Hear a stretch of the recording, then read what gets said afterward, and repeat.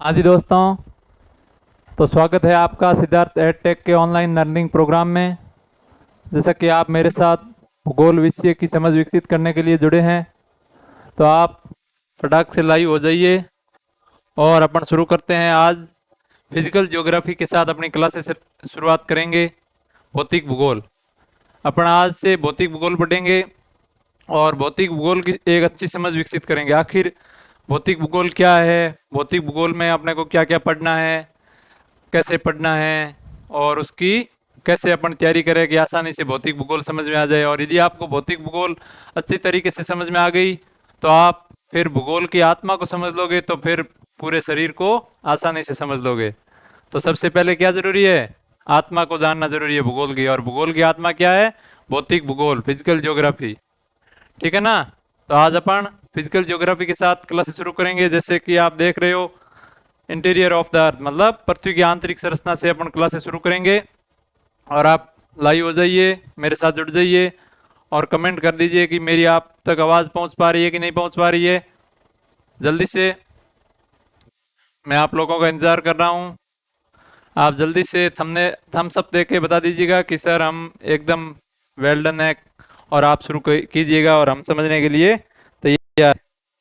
आपने सिलेबस याद कर लिया होगा और नेक्स्ट पे पिछली क्लास में मैंने आपको भूगोल के बारे में बता दिया कि भूगोल क्या है। ठीक है ना? भूगोल की परिभाषा, उसके बारे में अपन चर्चा कर चुके हैं। और आज से अपन फिजिकल ज्योग्राफी के साथ अपनी क्लास शुरू करेंगे। तो फटाक से जुड़ जाइए।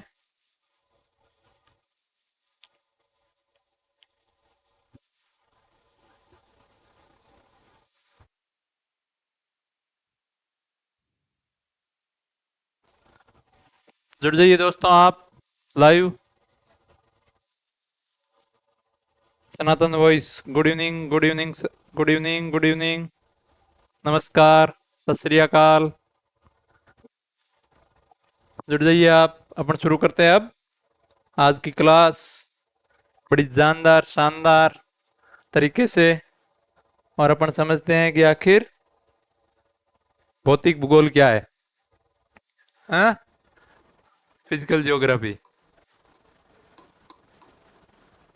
फिजिकल ज्योग्राफी यानी भौतिक भूगोल। भौतिक भूगोल। अब भौतिक भूगोल क्या है? तो भौतिक भूगोल मतलब जो चीजें नेचुरल है, भौतिक है, उनका अध्ययन भूगोल की जिस ब्रांच में करते हैं उसे क्या कहते हैं? भौतिक भूगोल कहते हैं, यानी फिजिकल ज्योग्राफी कहते हैं। यानी भूगोल की वो ब्रांच जिसके अंतर्गत अपन नेचुरल रिसोर्सेज का अध्ययन करते हैं, या जो प्रकृति ने दे रखा है उसका अध्ययन करते हैं। तो वो किसके अंतर्गत करते हैं अपन? भौतिक भूगोल के अंतर्गत करते हैं, फिजिकल ज्योग्राफी। तो आप फटाक से एक छोटी सी भौतिक भूगोल की परिभाषा लिख लीजिए कि भौतिक भूगोल क्या है। भौतिक भूगोल, भूगोल की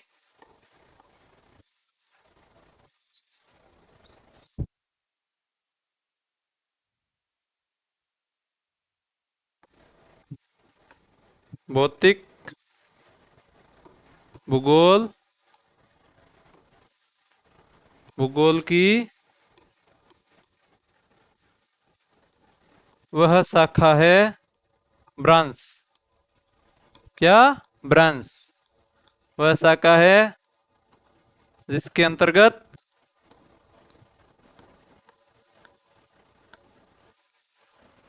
जिसके अंतर्गत स्थल स्वरूपीय विशेषताएं, स्थल स्वरूपीय, स्थल स्वरूपीय, कौमा जलवायुय, जलवायुय मतलब वायुमंडल से संबंधित, जलवायुय, कौमा पर्यावरणीय।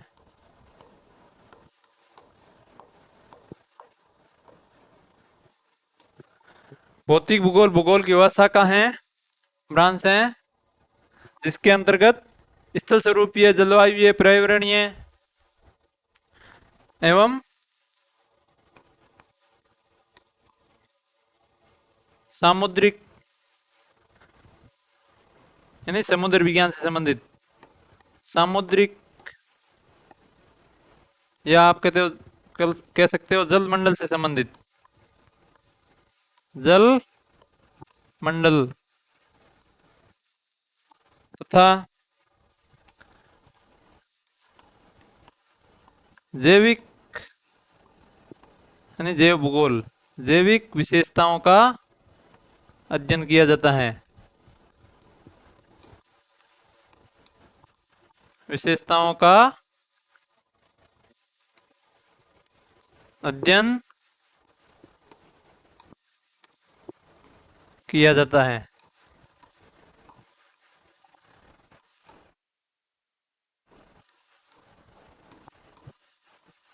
ठीक है।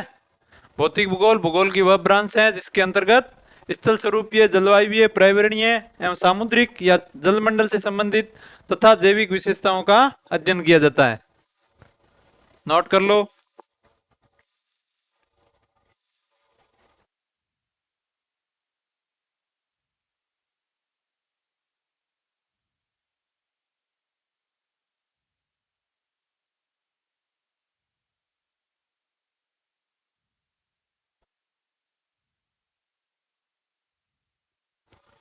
आपका कोई कमेंट नहीं है रिलेवेंट। भौतिक भूगोल भूगोल की वह शाखा है जिसके अंतर्गत स्थल स्वरूपीय मतलब स्थल मंडल से संबंधित, कौन सी, स्थल मंडल से संबंधित, जलवायु यानी वायुमंडल से संबंधित, पर्यावरण यानी पर्यावरण से संबंधित, और जलमंडल यानी सामुद्रिक यानी जलमंडल से संबंधित, जैविक यानी जैव मंडल से संबंधित। ठीक है ना। तो इन विशेषताओं का अपन किस में अध्ययन करते हैं, भौतिक भूगोल में। ठीक है। तो अब देखो, आप इसको ऐसे समझ सकते हो कि आखिरकार भौतिक भूगोल में हम क्या क्या करते हैं। तो यहाँ क्या होगा, स्थल मंडल, स्थल मंडल, सॉरी ऊपर अपन वायुमंडल लेते हैं, वायु, क्योंकि वायुमंडल ऊपर होता है तो वायुमंडल।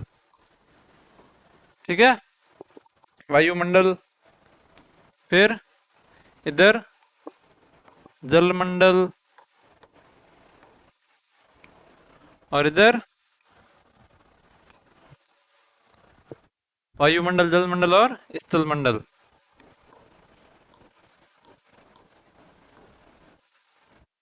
इन तीनों से मिलके क्या बनता है, इन तीनों से मिलके बनता है आपका जैव मंडल। क्या बनता है, जैव मंडल।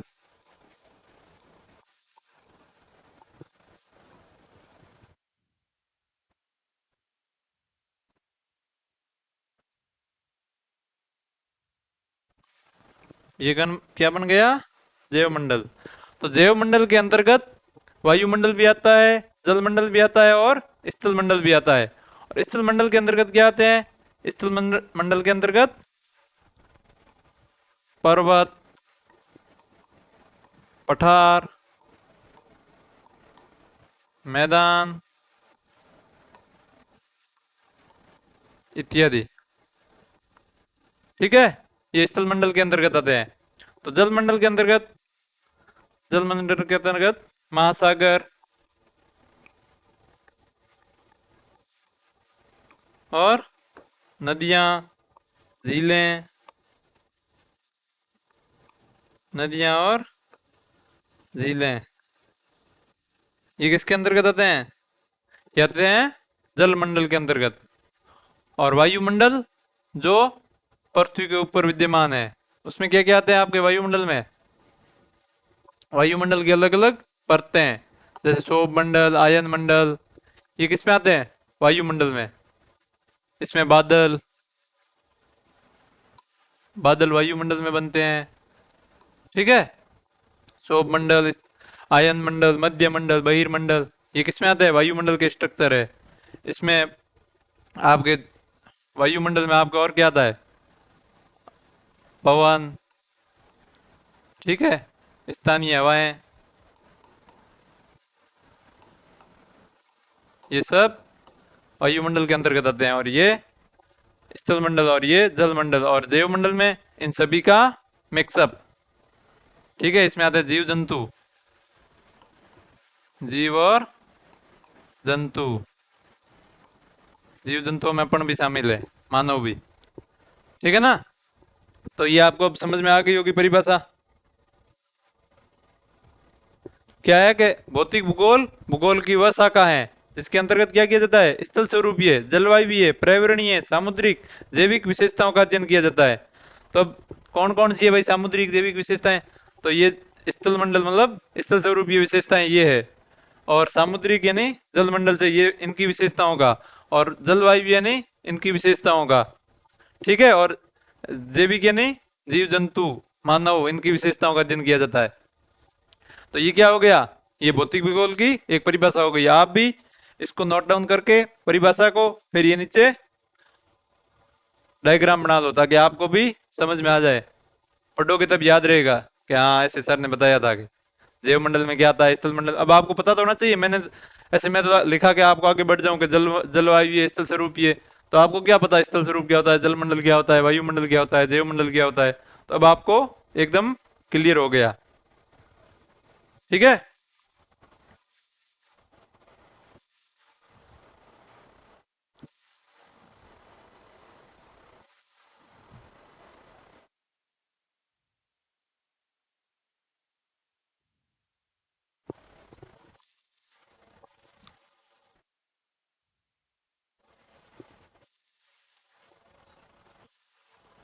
अब अपन नेक्स्ट बढ़ते हैं आगे। अब अपन भौतिक भूगोल में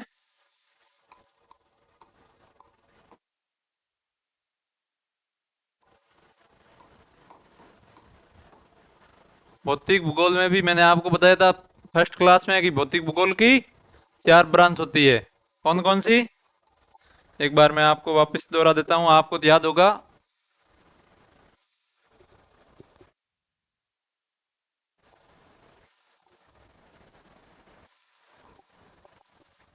पहली पहली है भूआकृति विज्ञान, भूआकृति विज्ञान ने जियोमॉर्फोलॉजी, जियोमॉर्फोलॉजी।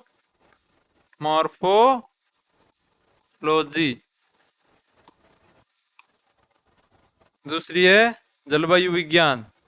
अब जियोमॉर्फोलॉजी में अपन क्या पढ़ेंगे? जियोमॉर्फोलॉजी में स्थल मंडल से संबंधित पढ़ेंगे। फिर है जलवायु विज्ञान, जलवायु विज्ञान यानी क्लाइमेटोलॉजी, मेटोलॉजी। नेक्स्ट है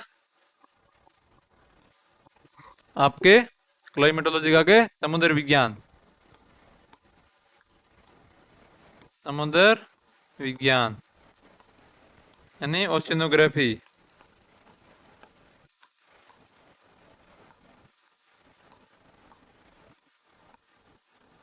ठीक है, भूआकृति विज्ञान, जलवायु विज्ञान, समुद्र विज्ञान और next but not last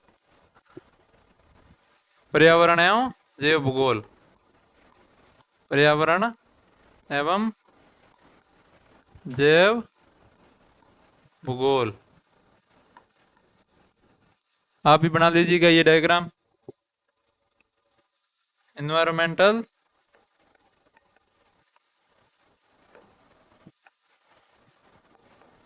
and biogeography, ठीक है। फटाक से इसको नोट डाउन कीजिएगा ताकि आपको पता रहे कि भूआकृति भौतिक भूगोल की कौन कौन सी ब्रांचेज है। तो भूआकृति विज्ञान, जलवायु विज्ञान, समुद्र विज्ञान, पर्यावरण एवं जैव भूगोल।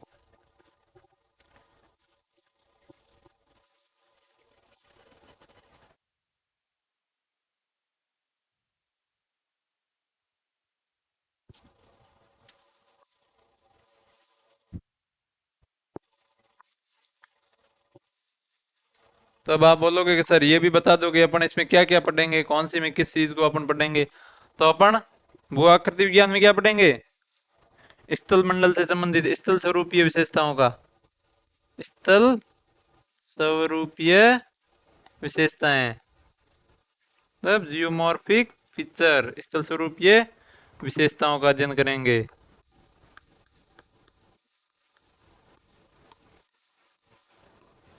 यानी geomorphic characteristics, Jio Jio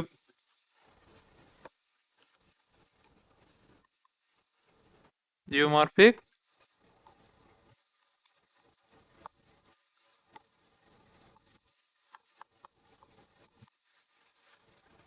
characteristics, ठीक है। तो इसमें अपन स्थल मंडल से संबंधित विशेषताओं का अध्ययन करेंगे, स्थल स्वरूपीय विशेषताओं का अध्ययन करेंगे।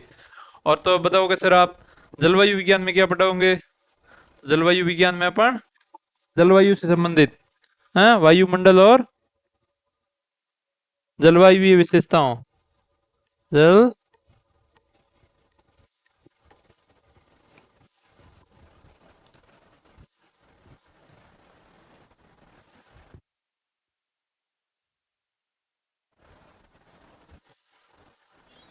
जलवायु विशेषताओं का अध्ययन करेंगे। इसमें कौन सी विशेषताएं, जलवायु विशेषताएं। तो आप अब बोलोगे कि समुद्र विज्ञान में क्या पढ़ेंगे, इसमें जलमंडल की विशेषताएं पढ़ेंगे।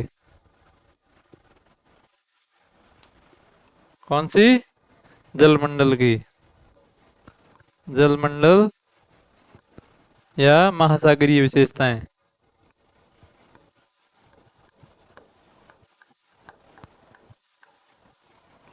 महासागरीय विशेषताएं,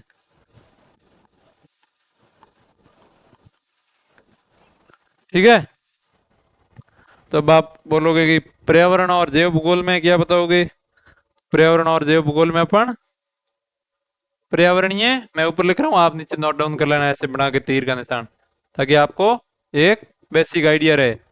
और फिर अपन जैसे ही भूआकृति विज्ञान से आज शुरू करेंगे तो भूआकृति विज्ञान को डिटेल में बताएंगे, फिर जलवायु विज्ञान पढ़ेंगे, फिर समुद्र विज्ञान, फिर पर्यावरण एवं जैव भूगोल, ऐसे 1 बाय 1 करके आपको एकदम अच्छे तरीके से हर चीज को क्लियर करते हुए आगे बढ़ा जाएगा, ठीक है ना। आपको बिल्कुल ही टेंशन लेने की जरूरत नहीं है कि क्या बताएंगे कहाँ बताएंगे, वो सब आप मेरे पे छोड़ दो, ठीक है ना। आपको 1 बाय 1 करके ज्योग्राफी एक ऐसी पढ़ाई जाएगी कि आप याद करोगे।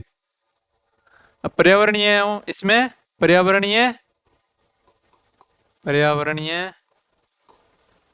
एवं जैविक विशेषताएं, जैव भूगोल में जैविक विशेषताएं और पर्यावरण में पर्यावरणीय जैविक विशेषताएं।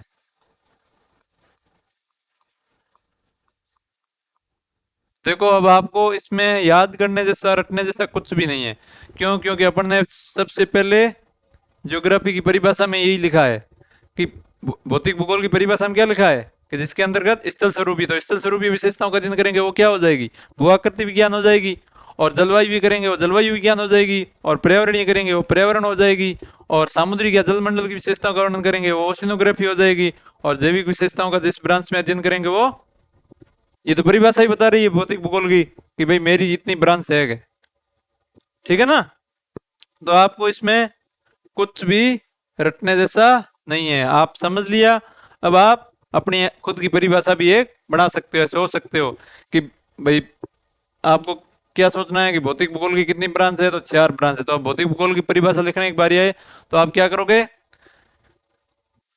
आप देखोगे कि भौतिक भूगोल के 4 पार्ट है, भूआकृति विज्ञान है, जलवायु विज्ञान है, समुद्र विज्ञान है, पर्यावरण एवं जैव भूगोल है।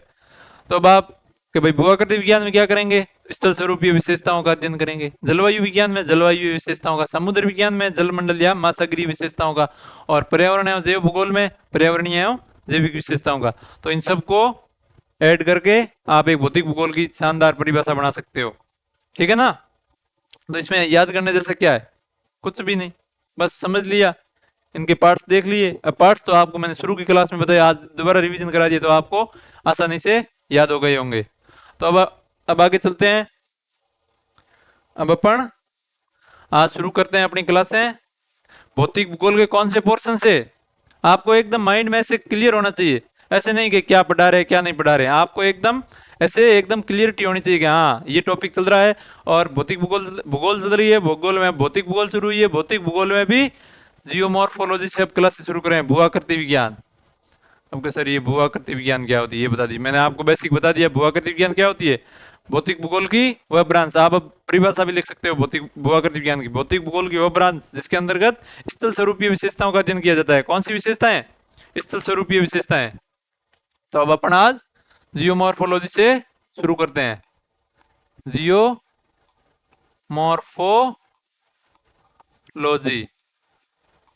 अब ये बड़े बड़े शब्द है कि आप डरना मत, ये आपको पता रहेगा तो आप पढ़ोगे तब सब्जेक्ट की नेचर पता रहेगी, और सब्जेक्ट की नेचर पता रहेगी तो आपको पढ़ने में आसानी होगी।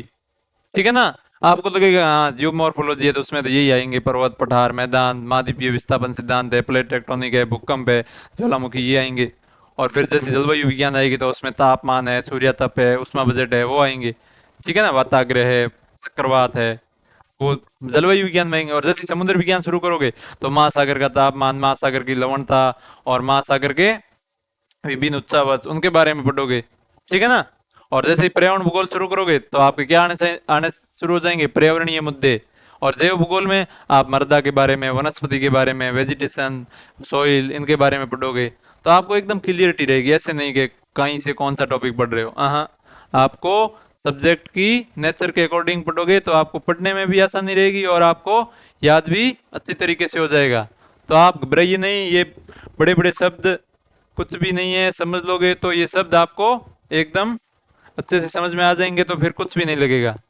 तो इसका है भूआकृति विज्ञान। कौन सी? भूआकृति विज्ञान। आप भी मेरे साथ साथ लिखो और बोलते रहो, भूआकृति विज्ञान। अपनी प्रॉपर नोटबुक मेंटेन कर लो ताकि जो भी मैं इस यहाँ पे बोलूँ और लिखाऊं और समझाऊं उसको आप अपनी नोटबुक में एक अच्छे से नोट्स तैयार कर लोगे तो आपको बड़ी आसानी रहेगी फिर रिवीजन करने में। वरना आप एक बार यहाँ समझ तो लोगे, चीजें समझ में तो आ जाएगी, लेकिन चीजों को अपन समझ के ज्यादा दिन तक, हाँ आप समझी हुई चीजें याद आसानी से हो जाती है और फिर क्या है अपन ज्यादा दिन तक उनको रख नहीं पाते हैं। तो ज्यादा दिन याद रखने के लिए क्या जरूरी है? रिवीजन। तो रिवीजन करोगे तभी आपको ज्यादा दिन तक याद रहेगी, क्योंकि मनुष्य की भूलने की प्रवृत्ति तो है भाई। अब अपन कोई चीज भूले ही नहीं तो फिर गड़बड़ है ना। हाँ, कल को कुछ हुआ है वो यदि अपने को याद रह जाए तो फिर तो अपन जी भी नहीं पाएंगे, क्योंकि इतने मनुष्य के जीवन में इतने दुख आते हैं, इतने सुख आते हैं। अब सुख याद रहे तो मौज ही मौज है, और यदि दुख दुख याद रहे तो सर के ये तो बेकार है यार। बड़ी मुश्किल से तो उन दुख के दिनों को गुजरा है और फिर वापस वो दुख ही अपने को परमानेंटली याद रहने शुरू हो गए तो फिर तो जीना आराम है ना। है? तो इसलिए अपनी मेमोरी को उस हिसाब से डेवलप किया है ताकि मनुष्य एक निश्चित टाइम पीरियड के बाद उन चीज़ों को भूल जाए, और काम की चीज़ें वो अपने आप उसको वो रिवीजन करेगा तो उसको रिवाइज करने से याद हो जाएगी। ठीक है ना?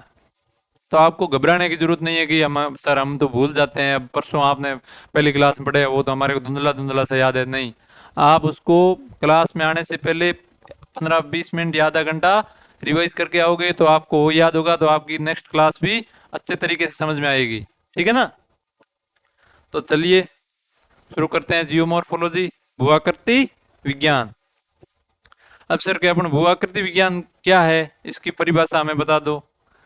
क्यों? क्योंकि भूगोल क्या है? भूगोल में मैंने आपको शुरू में ही बताई थी 3 क्वेश्चनों के आंसर ढूंढने की वो क्या की जाती है? कोशिश की जाती है, प्रयास किया जाता है। भूगोल वेता हमेशा 3 क्वेश्चनों के आंसर ढूंढते हैं। तो वो 3 क्वेश्चन कौन कौन से मेरे को बताओ फटाफट कमेंट करके। आपने पहली क्लास में मैंने आपको तीनों क्वेश्चन बताए थे, बताओ फटाफट जल्दी बताओ। सबसे पहले कौन बताता है देखते हैं अभी। Shravan Chaudhary good evening, good evening Shravan ji, good evening. जल्दी बताइए वो 3 कौन कौन से आपके क्वेश्चन है, उन क्वेश्चन को लिख के बताइए मेरे को। ऐसे मेरे साथ साथ आप इन्वॉल्व रहोगे तो आपको पढ़ने में मजा आएगा, वरना मैं इधर वन साइडेड पढ़ाता रहूं और आप ऐसे ही फोन शुरू करके ईयरफोन लगा के बैठ गए। नहीं, आप मेरे साथ इन्वॉल्व रहोगे तो आपका माइंड एक्टिव रहेगा, और एक्टिव रहेगा तो आपकी एक्टिव लर्निंग होगी। एक्टिव लर्निंग जरूरी है क्लास में। बताइए जल्दी कीजिए, जल्दी से कमेंट करके बताइए आप कि मैंने वो कौन कौन से 3 क्वेश्चन बताए थे जो भूगोल में हमेशा उनके आंसर की ढूंढने की कोशिश की जाती है।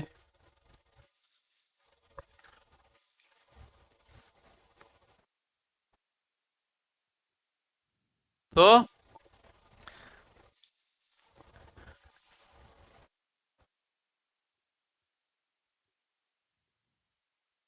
कोई पढ़ के नहीं आया, मेरे को ऐसा लग रहा है। तो इसमें भूगोल में 3 क्वेश्चन, क्या नहीं, व्हाट इज क्या है, और कहाँ है, और क्यों है, या कैसे। तो अब ये इस पे भी लागू होंगे, क्योंकि ये भी जियोमॉर्फोलॉजी भी क्या है, भूगोल की ब्रांच है। तो इसमें भी इन 3 क्वेश्चनों को ढूंढेंगे। तो अब सर आप ये बता दो, जियोमॉर्फोलॉजी क्या है, और ये जियोमॉर्फोलॉजी हमें कहाँ देखने को मिलती है, ये भी आप बता दो, हैं। और फिर आप हमें लास्ट में ये भी बता दो कि हम इसको क्यों पढ़ रहे हैं भाई, जियोमॉर्फोलॉजी को क्यों पढ़ रहे हैं, कारण तो पता होना चाहिए। आप सब्जेक्ट पढ़ रहे हो तो क्यों पढ़ रहे हो। तो आप बोलोगे सर ऑब्वियसली बात है, आप इसमें क्या पूछ रहे हो, हमारे सिलेबस में है, तब पढ़ रहे हैं। वो बात भी आपकी सही है, सिलेबस में है तभी पढ़ रहे हैं, लेकिन इसके और भी रीजन है। मतलब अपन एक सिलेबस में वो तो पढ़ रहे हैं, एक अच्छी बात है, क्योंकि अपने को मार्क्स गेन करने हैं, इसलिए अपन पढ़ रहे हैं। तो अब ये क्यों का सर हमने जवाब दे दिया, क्योंकि हमारे सिलेबस में, इसलिए हम पढ़ रहे हैं, ऐसा नहीं है। अब क्या है, तो इस क्या में क्या करेंगे अपन, इसकी परिभाषा ढूंढेंगे, इसकी परिभाषा सीखेंगे अपन। और कहाँ है इसका लोकेशन, मतलब जियोमॉर्फोलॉजी में कौन कौन सी लोकेशन का अध्ययन किया जाता है, और क्यों, मतलब क्यों में क्या इसका कारण, मतलब इसका अध्ययन क्यों किया जाता है, कारण।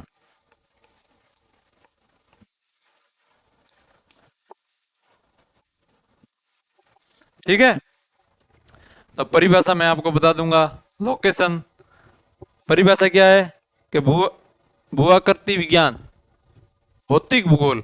कौन सी भूगोल, भूगोल में भी भौतिक भूगोल। अब आपको भूगोल नहीं लिखना, अब आपको लिखना है भौतिक भूगोल। अब अपन भूगोल से आगे बढ़ गए, भौतिक भूगोल। भौतिक भूगोल के अंदर अपन अब आ गए हैं भौतिक भूगोल में। जैसे अपना घर होता है ना, मेन दरवाजा, घर का मेन दरवाजा, फिर उसके अंदर का दरवाजा, फिर रूम में। अब अपन रूम में, अब रूम का अध्ययन करेंगे, ठीक है ना। पहले अपन ने घर का मेन दरवाजा खोला कि घर अंदर से, बाहर से घर कैसा है। फिर अंदर का दरवाजा खोला तो अंदर से घर दिखा के हाँ ठीक है, घर अच्छा है, घर बराबर समझ में आ जाएगा। अब अपन एक विशेष रूम के अंदर घुसे हैं। ऐसे 4 रूम बने हुए हैं भौतिक भूगोल के, उनको 1 बाय 1 करके अपन उनका ऑब्जर्वेशन करेंगे, और फिर उसको समझने का प्रयास करेंगे। तो अब अपन अंदर रूम के अंदर आज भूगोल, भौतिक भूगोल के रूम के अंदर आ गए हैं भूआकृति विज्ञान। अब भूआकृति विज्ञान, तो इसकी परिभाषा एक सिंपल परिभाषा, जो कि आप हर, मतलब आप अपने स्तर पे बना सकते हो। तो वो परिभाषा कौन सी है, तो वो है कि भौतिक भूगोल की वह ब्रांच, वह शाखा, जिसके अंतर्गत क्या किया जाता है, जिसके अंतर्गत स्थल स्वरूपीय विशेषताओं का अध्ययन किया जाता है। कौन सी विशेषताएं, स्थल स्वरूपीय विशेषताएं। ठीक है।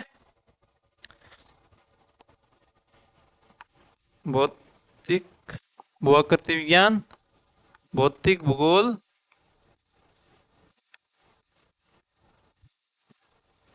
की वह शाखा है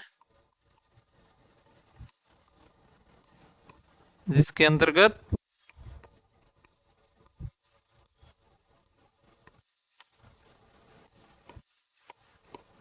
इसके अंतर्गत स्थल स्वरूपीय,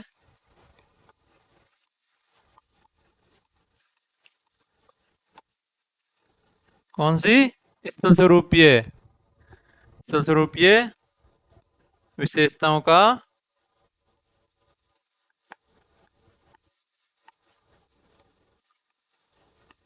अध्ययन किया जाता है,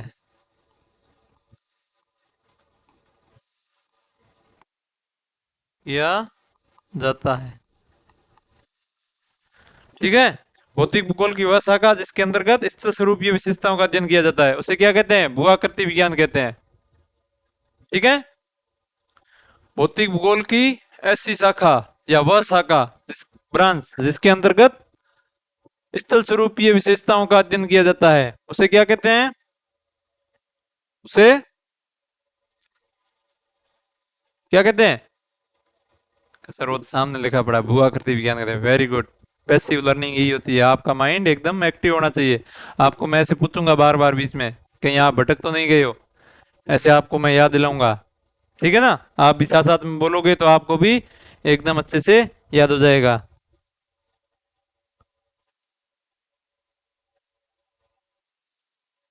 अब लोकेशन भाई क्या भौतिक अपन भू आकृति विज्ञान का अध्ययन कहाँ, लोकेशन कहाँ है इसकी, ये कहाँ पे देखने को मिलेगी? तो ये स्थल स्वरूप मतलब स्थल मंडल पे देखने को मिलेगी अपने को। अब जल मंडल में जाएंगे तो अपने को नहीं मिलेगी भौतिक भू आकृति विज्ञान, क्योंकि वहां अपन समुद्र विज्ञान पढ़ेंगे। वायुमंडल में जाएंगे तो वहां जलवायु विज्ञान पढ़ेंगे। वहां आप भू आकृति विज्ञान की उम्मीद करके मत जाना कि हाँ हम वायुमंडल में चले गए अंतरिक्ष में वहां अपन के देख रहे हैं क्या भू आकृति विज्ञान, नहीं। वहां आपको वायुमंडल से संबंधित विशेषताएं देखने को मिलेगी। और समुद्र में जाओगे तो समुद्र विज्ञान से संबंधित विशेषताएं देखने को मिलेगी। लेकिन आप इसकी लोकेशन क्या हो गई? इसकी लोकेशन हो गई स्थल भाग। ये कहाँ मिलेगी आपको? कहाँ है? तो भाई स्थल भाग में है। कहाँ है भाई? तो आप बता दोगे कि भाई भूआकृति विज्ञान देखनी है तो आप स्थल भाग का स्टडी करो। आप स्थल भाग की स्टडी करो।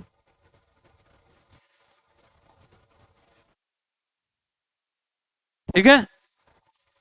अब भाई ये क्यों पढ़ रहे हैं अपन, इसका कारण, कारण जानने का भी प्रयास करना पड़ेगा ना अपने को। ऐसे ही शुरू, अब मैं चाहता था आपको ऐसे ही शुरू करा देता कि हाँ चलो के भूआकृति विज्ञान में अपन आज पढ़ रहे हैं पृथ्वी के आंतरिक सतह, नहीं। आपको पहले उसके टॉपिक सब्जेक्ट का बेसिक आइडिया होना चाहिए, उसका आपको फंडामेंटल क्लियर होना चाहिए। क्योंकि अब आपको तो, मैं तो पृथ्वी की आंतरिक संरचना पे चला गया, लेकिन आपको तो ये भी पता नहीं है कि भूआकृति विज्ञान ही क्या है आखिर, है? इसको कहाँ पढ़ेंगे, क्या पढ़ेंगे, है? तो ये आपको पता होना जरूरी है ना। तो इसीलिए मैंने आपको ये परिभाषा लिखवा दी और ये इसकी लोकेशन। आप भी ऐसे एरो का निशान करके ऐसे डायग्राम फॉर्म में आप नोट्स, जैसे जैसे मैं यहाँ बोर्ड वर्क कर रहा हूँ वैसे वैसे आप अपने नोट्स का फॉर्मेशन करोगे और आप देखोगे कि बड़े ही शानदार और लाभदायक नोट्स बनेंगे आपके, ताकि आपके एग्जाम के टाइम भी आपको एक नजर डालोगे तो आपको तीन चीज, अब मैं साथ चाहता तो आपको ऐसे लिखा देता कि लिखो भाई परिभाषा, हेडिंग लिखो परिभाषा, तो आप ऐसे लिखते परिभाषा। ठीक। फिर यहाँ परिभाषा लिख दी एक दो तीन लाइन में, फिर मैं बोलता हेडिंग लिखो लोकेशन अवस्थिति, लोकेशन। तो यहाँ आप एक लाइन में लोकेशन लिख दी, फिर मैं बोलता इसका लिखो कारण। तो ये भी एक तरीका है अपने आप में, है?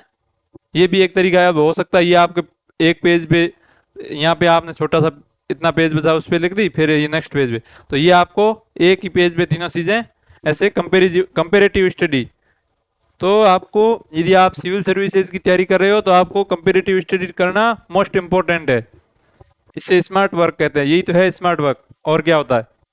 और ऐसे तो हर कोई पढ़ेगा, ये तो ऐसे तो आप बुक में भी पढ़ सकते हो, ये तो बुक में भी ऐसे लिखा हुआ है। तो यहाँ क्लास लेने का क्या फायदा आपका? तो आप क्लास में आए हो तो आपको कुछ अलग नया सीखने को मिले, इसीलिए आप क्लास में आते हो। बाकी तो बुकें खूब पड़ी है बाजार में, आप उनसे भी पढ़ सकते हो। लेकिन आप यदि मेरे साथ जुड़े हो, क्लास ले रहे हो, ज्योग्राफी समझने का प्रयास कर रहे हो, तो आपको कुछ यूनिक देखने को मिलेगा या नया। ठीक है ना? तो अब अपन इसके कारण को जानने का भी प्रयास करते हैं कि इसका क्यों, इसको क्यों पढ़ते हैं आखिर अपन। तो इसको क्यों पढ़ते हैं? तो इसको अपन इसलिए पढ़ते हैं, क्यों? क्योंकि हमें ये भी पता होना चाहिए कि भाई ये स्थल स्वरूप ये विशेषताएं हैं, तो ये इन विशेषताओं का, ये विशेषताएं कैसे बनी हैं, इनका निर्माण कैसे हुआ, ठीक है ना, इनकी उत्पत्ति कैसे हुई। कहीं पर्वत है, कहीं पठार है, कहीं मैदान है, कहीं तटीय मैदान है, तो ये अलग अलग क्यों, कहीं मरुस्थल है, तो ये क्यों। तो इन क्यों का जवाब कौन देंगे? कारण देगा ये। ठीक है ना? तो इसके अंतर्गत आप लिख सकते हो कि इसके कारण क्या है, स्थल स्वरूपीय विशेषताओं की उत्पत्ति के बारे में जानेंगे। स्थल स्वरूपीय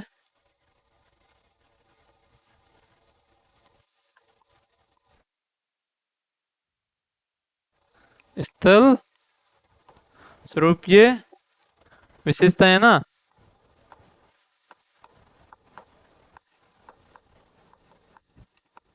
स्थल स्वरूपीय विशेषताएं, इनकी उत्पत्ति कैसे हुई, ये आप क्यों में जानेंगे। ठीक, कैसे या क्यों, और क्यों हुई, यही क्यों हुई, मतलब उत्पत्ति, उत्पत्ति और संरचना, इनकी संरचना कैसी है, कहीं ऊबड़ खाबड़ है, कहीं ऊंचे है, कहीं नीचे है, तो कैसे, इनका संगठन क्या है, कौन सी चट्टानों से निर्मित है, तो ये सब आप किस में जानोगे, क्यों में जानोगे, कारण में, उत्पत्ति, संरचना, संगठन। ठीक है, वितरण आप इसमें लोकेशन, अवस्थिति में जान लोगे, कहाँ पाया जाता है, और परिभाषा आप, तो यही पूरा, अब अपन जो भी टॉपिक शुरू करेंगे उस टॉपिक का यही फॉर्मेट रहेगा। सबसे पहले उसकी बेसिक मीनिंग, फिर उसकी लोकेशन, फिर उसके कोजेज पे जाएंगे अपन। तो ऐसे वन बाय वन करके आप समझोगे तो आपको बड़ा ही अच्छा लगेगा।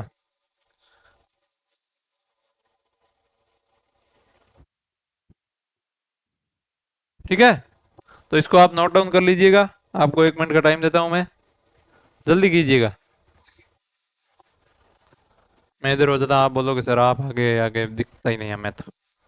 आराम से देखिए।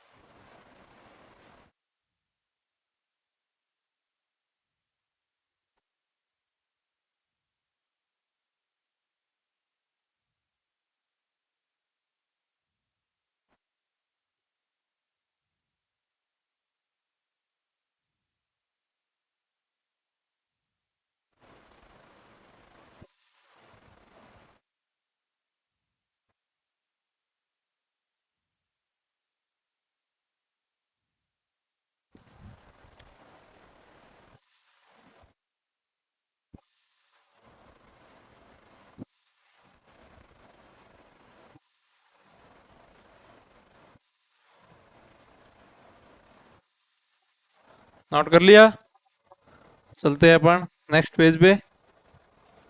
तो अब अपने को, अब वो तो एक भूआकृति विज्ञान की क्या हो गई परिभाषा। यदि आपके 2 नंबर में क्वेश्चन आ जाए, 15 नंबर में, 5 नंबर में, तो आप 2 नंबर में आए लिख सकते हो, कोई भी पीसीएस हो। ठीक है ना, यूपीएससी में तो वैसे आता नहीं है, लेकिन अदर पीसीएस में भी कोई जो यूपीएससी की तैयारी कर रहा है, वो बेसिक बात है कि अदर पीसीएस का भी एग्जाम देगा, तो उसके लिए भी ये है भूआकृति विज्ञान। अब इसके अपन, मैंने आपको बताया था कि इसके अर्थ, मतलब शब्दों के अर्थ पे जाओ आप, शब्दों का विश्लेषण करो।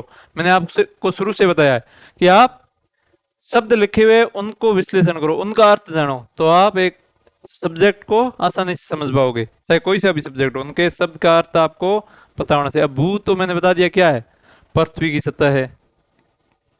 भू क्या है, पृथ्वी यानी पृथ्वी की सतह। आकृति यानी स्थल स्वरूप, स्थल स्वरूप। ठीक, और विज्ञान यानी, अब विज्ञान का आप परिभाषा बताइए, क्रमबद्ध या तार्किक अध्ययन, क्रमबद्ध या तार्किक या व्यवस्थित, तार्किक या व्यवस्थित अध्ययन। अब इस पॉइंट ऑफ व्यू से आप इसकी परिभाषा सोचो, क्या बनेगी कि पृथ्वी की सतह पर स्थल स्वरूपीय विशेषताओं का क्रमबद्ध और तार्किक अध्ययन, यानी भूगोल की एक ऐसी शाखा जिसके अंतर्गत पृथ्वी की सतह की स्थल स्वरूपीय विशेषताओं का क्रमबद्ध और तार्किक अध्ययन किया जाता है। तो ये भी एक इसकी परिभाषा हो गई। एक वो परिभाषा मैंने पहले लिखवा दी, वो हो गई कि भौतिक भूगोल की वो शाखा जिसके अंतर्गत स्थल स्वरूपीय विशेषताओं का अध्ययन किया जाता है। और एक ये हो गई कि पृथ्वी की सतह पर, कहाँ पे करेंगे, ऑब्वियसली बात है पृथ्वी की सतह पर ही करेंगे, क्योंकि मैंने आपको बताया था कि आपको भूआकृति विज्ञान कहाँ देखने को मिलेगी, स्थल मंडल पे मिलेगी। स्थल मंडल यानी पृथ्वी की सतह। ठीक, स्थल स्वरूप यानी, अब इन स्थल स्वरूपों का अपन क्या करेंगे, ऑब्जर्वेशन करेंगे। अपन ऑब्वियसली बात अपन देखेंगे तभी तो उनका उनको ज्योग्राफी का अर्थ क्या है? ऑब्जर्वेशन साइंस है। ज्योग्राफी यानी ऑब्जर्वेशन साइंस। तो इसमें अपन क्या करेंगे? ऑब्जर्वेशन करेंगे। किसका? स्थल स्वरूपों का। ऑब्जर्वेशन। ऑब्जर्वेशन कैसे करेंगे? ऑब्जर्वेशन करके अपन क्या बनाएंगे? डायग्राम बनाएंगे।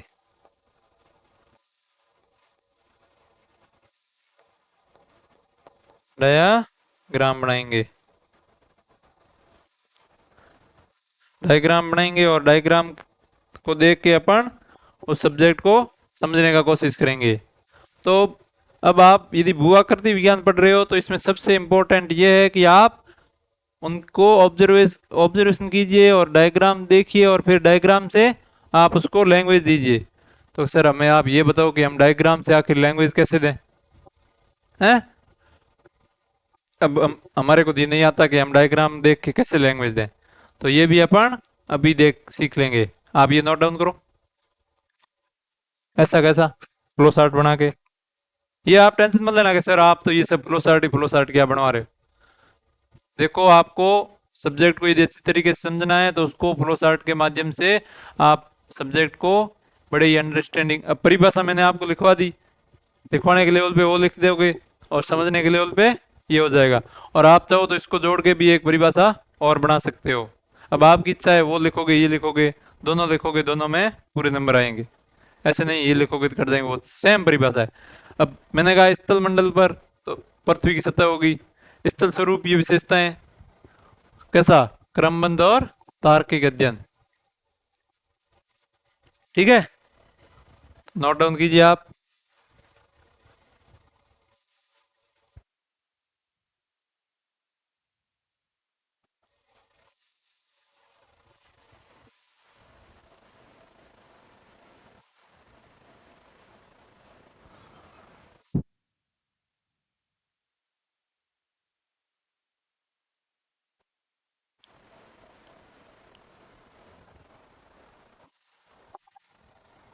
आगे बढ़ते हैं अपन।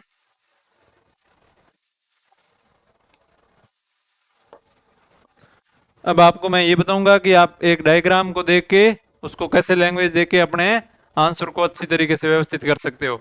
आपके सामने एक डायग्राम बना रहा हूं मैं, आप भी साथ साथ में उसको बनाने का प्रयास कीजिएगा। ठीक है, तो ये क्या है?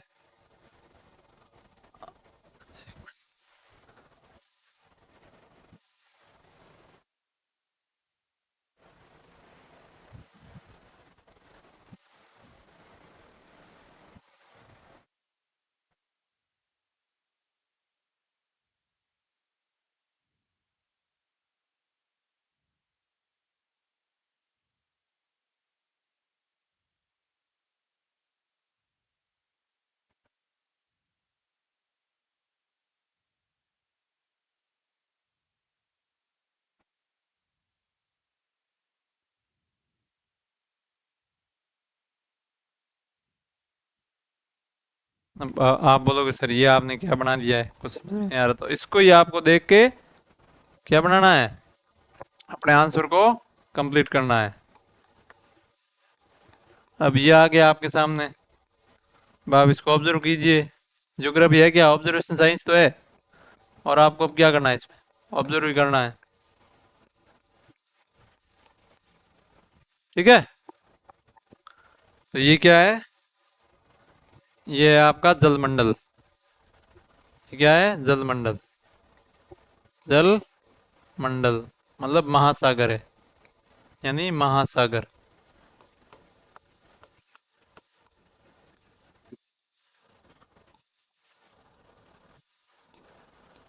और ये क्या है? स्थल मंडल। स्थल मंडल यानी महाद्वीप।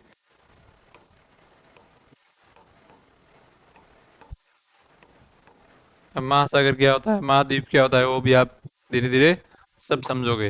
वो भी मैं बताऊंगा आपको। अभी तो आपको केवल इतना ही समझना है कि ये स्थल मंडल है और वो जल मंडल है, क्योंकि वहाँ जल है, वो महासागर है, और ये महाद्वीप है। ठीक है, स्थल मंडल है।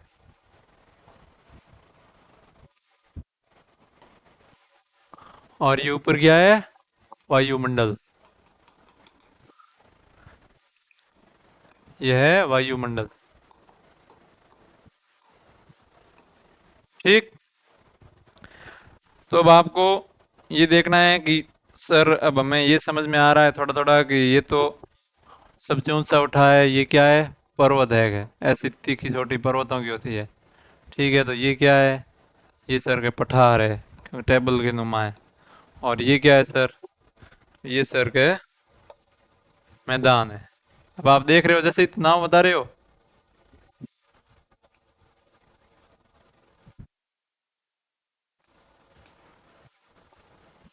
ये क्या है? मैदान।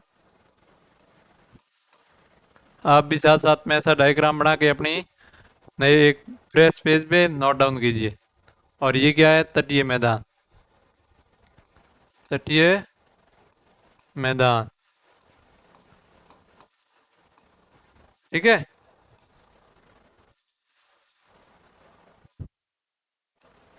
फिर ये है मग्न ढाल। मग्न ढाल। महाद्वीपीय मग्न ढाल।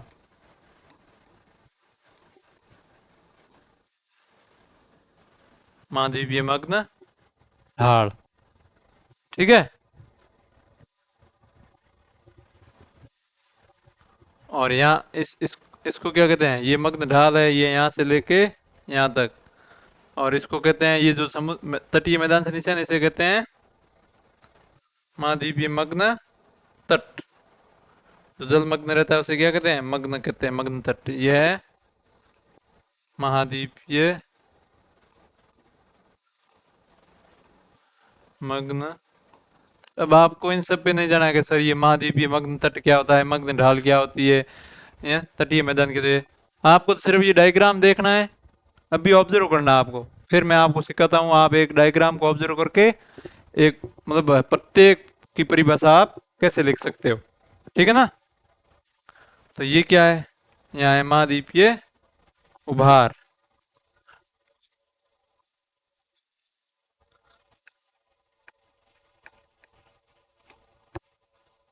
महाद्वीपीय उभार। ठीक। महाद्वीपीय उभार। और ये है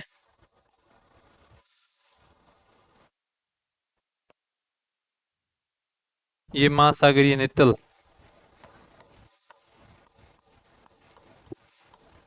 अब आप इनके बारे में कुछ भी नहीं जानते हो, फिर भी आप देखना आप सबकी परिभाषा लिख लोगे बिना कुछ जाने। यही तो एक आर्ट है, ज्योग्राफी को सीखने की। यही तो आर्ट है। आप बिना कुछ जाने, हैं, कुछ भी नहीं आता आपको, आपको इसकी एक की भी परिभाषा पता नहीं है, आप एकदम ब्लैंक होके बैठो और फिर इस डायग्राम को ऑब्जर्व करो। फिर मैं आपको दिखाता हूँ आप इन सब की परिभाषा कैसे लिखते हो। अब इसमें से चाहे कोई सा भी आपका क्वेश्चन आ जाए, चाहे 5 नंबर में आ जाए, चाहे 10 नंबर में भी क्यों ना आ जाए, ऐसे आ जाए कि विभिन्न महाद्वीपीय महासागरीय उच्चावचों का वर्णन कीजिए, तो आप कुछ भी नहीं पढ़ के गए हो, आप आसानी से इसका आंसर जान दे दोगे। अभी अपन सीखते हैं इसका अच्छा आंसर कैसे लिखते हैं। तो ये क्या है? ये है कटक, महासागरीय कटक। महासागरीय कटक।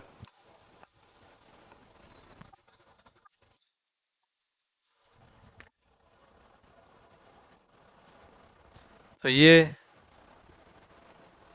है आपके भ्रंश घाटी। भ्रंश घाटी। और ये गर्त, महासागरीय गर्त। क्या है? गर्त। ट्रेंस, मैरियाना गर्त। ये महासागरीय गर्त। ये घाटी। ये कटक।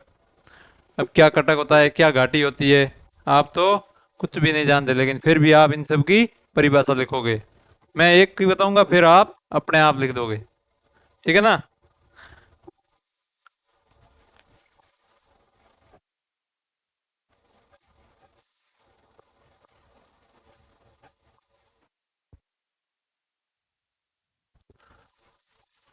तो अपन अब वन बाय वन करके इसकी परिभाषा कैसे लिखते हैं?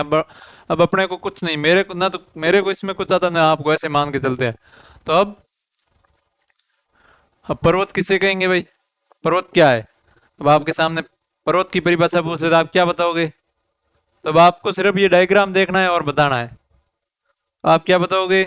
आप बताओगे कि सर इसमें हम ये लिख सकते हैं कि स्थलाकृति है ये, क्योंकि अपन क्या पढ़ रहे हैं? भूआकृति विज्ञान पढ़ रहे हैं। भूआकृति विज्ञान में अपन किसकी विशेषताओं का अध्ययन करेंगे? स्थलाकृतियों का, स्थल स्वरूपीय विशेषताओं का। तो ये स्थलाकृति एक ऐसी स्थलाकृति है, एक ऐसी स्थलाकृति, आराम से सुनिएगा ठीक है ना? एक दो की मैं बताऊंगा, फिर आपको खुद बनानी है। एक ऐसी स्थलाकृति जिसका आधार क्या हो?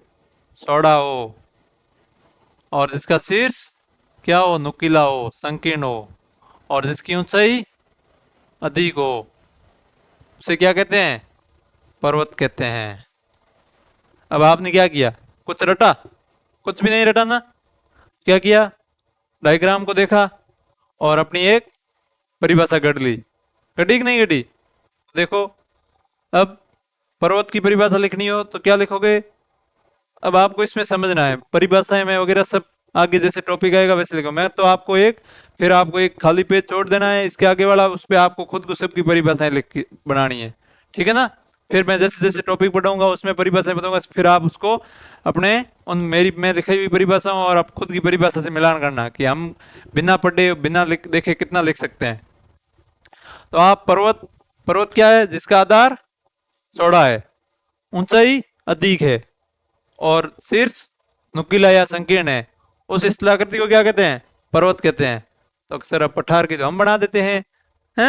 बना दोगे कि नहीं बना दोगे? कि अब सर पठार की हम बोलते हैं, पठार की क्या बोलोगे? वो स्थलाकृति जो पर्वत से नीचे, पर्वत से कम ऊंचाई है जिसकी। अब आपको एक आधार मिल गया, इसके सापेक्ष परिभाषा क्या थी?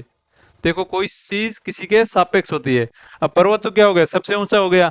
तो एक ऐसी स्थलाकृति जिसका, जिसकी ऊंचाई पर्वत से कम हो और जिसकी ऊपरी सतह किसके समान हो? टेबल के समान समतल हो, उसे क्या कहते हैं? पठार कहते हैं। और इसमें आप ये भी लिख सकते हो जिसकी ऊंचाई मैदान से अधिक हो। ये बन गई आपके पठार की परिभाषा। बनी कि नहीं बनी? मजा आ रहा है कि नहीं आ रहा है? बताओ देखे, बताओ बताओ, मजा आ रहा है तो बताओ आप। अब आप मैदान की बना सकते हो ऐसे ही। कैसे बनाओगे? कि वो स्थलाकृति, एक ऐसी स्थलाकृति जिसकी क्या हो? जिसकी ऊंचाई पठार से कम हो। क्या हो? पठार से कम हो, और जो उबड़ खाबड़ हो। ठीक है? एक ऐसी उबड़ खाबड़ स्थलाकृति जिसकी ऊंचाई पठार से कम हो, वो क्या कहलाता है? मैदान कहलाता है। और मैदान सामान्यतः क्या होते हैं? उपजाऊ भी होते हैं। फिर आप इसकी अनेक विशेषताएं, वो अपने एग्रीकल्चर पढ़ेंगे उसमें अलग सब विशेषताएं देखेंगे, लेकिन आपने को एक बेसिक परिभाषा, ठीक है ना, टू द पॉइंट। भाई अपने एकदम आ जाए, ये इतना बड़ा क्वेश्चन सामने आ जाए कि आपको महासागरीय महाद्वीपीय स्थलाकृतियों की विशेषताओं का वर्णन करना है, तो आप अब ऐसा क्वेश्चन नॉर्मली आप पढ़ के ही नहीं गए, आप तो बड़े बड़े मोटे मोटे ग्रंथ पढ़ के गए, ये तो क्वेश्चन छूट गया। तो आप ऐसे डायग्राम, ऐसे बहुत से मैं आगे बताऊंगा आपको, बहुत से डायग्राम बनाओगे, मैं बनाऊंगा और आप उसकी परिभाषाएं बनाएंगे। तो आप मेरे साथ जुड़ोगे तो आपको बहुत कुछ नया देखने को मिलेगा, ठीक है ना? अब मैदान क्या है? तो मैदान एक ऐसी स्थलाकृति है जो ऊबड़ खाबड़ होती है और जिसकी ऊंचाई पर्वत तथा पठार से कम होती है, वो क्या है? मैदान है। तटीय मैदान, तो मैदान का वो हिस्सा जो समुद्र या महासागर के किनारे पाया जाता है उसे क्या कहते हैं? तटीय मैदान कहते हैं। और तो महाद्वीपीय मग्न तट के किसे कहते हैं सर? अब आप इसकी भी बना सकते हो, मतलब समुद्र के किनारे या महासागर के तट पर कैसी ढलान, इसकी ढाल 1 डिग्री से 3 डिग्री होती है। ये तो सब बात की बातें हैं, लेकिन मैं आपको 1 डिग्री मतलब कम ढाल वाली, क्या इस कम ढाल दिख रही है ना आपको? वह स्थलाकृति जिसकी ढलान समुद्र में महासागर में सबसे कम हो और तटीय मैदान से अधिक हो, तो उसे क्या कहते हैं? महाद्वीपीय मग्न तट। अब मग्न ढाल, तो मग्न ढाल क्या है? कि वह स्थलाकृति जिसकी ढलान तीव्र हो। ठीक है, किससे तीव्र हो? मग्न ढाल से, मग्न तट से तीव्र हो, और समुद्र के जो पूर्णतः किसमें पाई जाती हो? जलमंडल में पाई जाती हो, उसे क्या कहते हैं? मग्न ढाल कहते हैं। ठीक है, समझ में आ रहा है कि नहीं आ रहा है? फिर उसी प्रकार अपन महाद्वीपीय उभार, तो महाद्वीपीय उभार क्या है? तो महाद्वीपीय उभार एक ऐसी इस्तेलाह करती है जो इसको मग्न ढाल और महासागरीय नितल को जोड़ने का कार्य करती है। जोड़ती हुई दिखाई दे रही है कि नहीं दे रही है? जैसा देख रहे हो वैसा लिख रहे हो, ठीक है ना? तो महासागरीय मग्न ढाल और महासागरीय नितल को जोड़ने का प्रयास करती है। ठीक है, ये क्या हो गया? उभार। और नितल क्या है? तो महासागरीय नितल क्या है? ये भाई क्या है? मैदान के जैसा ही दिख रहा है। ये क्या है? महासागरीय मैदान है जिसमें विभिन्न स्थलाकृतियां पाई जाती हैं, इसे क्या कहते हैं? महासागरीय नितल। इसी प्रकार कटक, कटक क्या है? महासागर में ऊपर उठी हुई पर्वतनुमा आकृति। ठीक है, पर्वतनुमा आकृति को क्या कहते हैं? कटक कहते हैं। और घाटी किसे कहते हैं?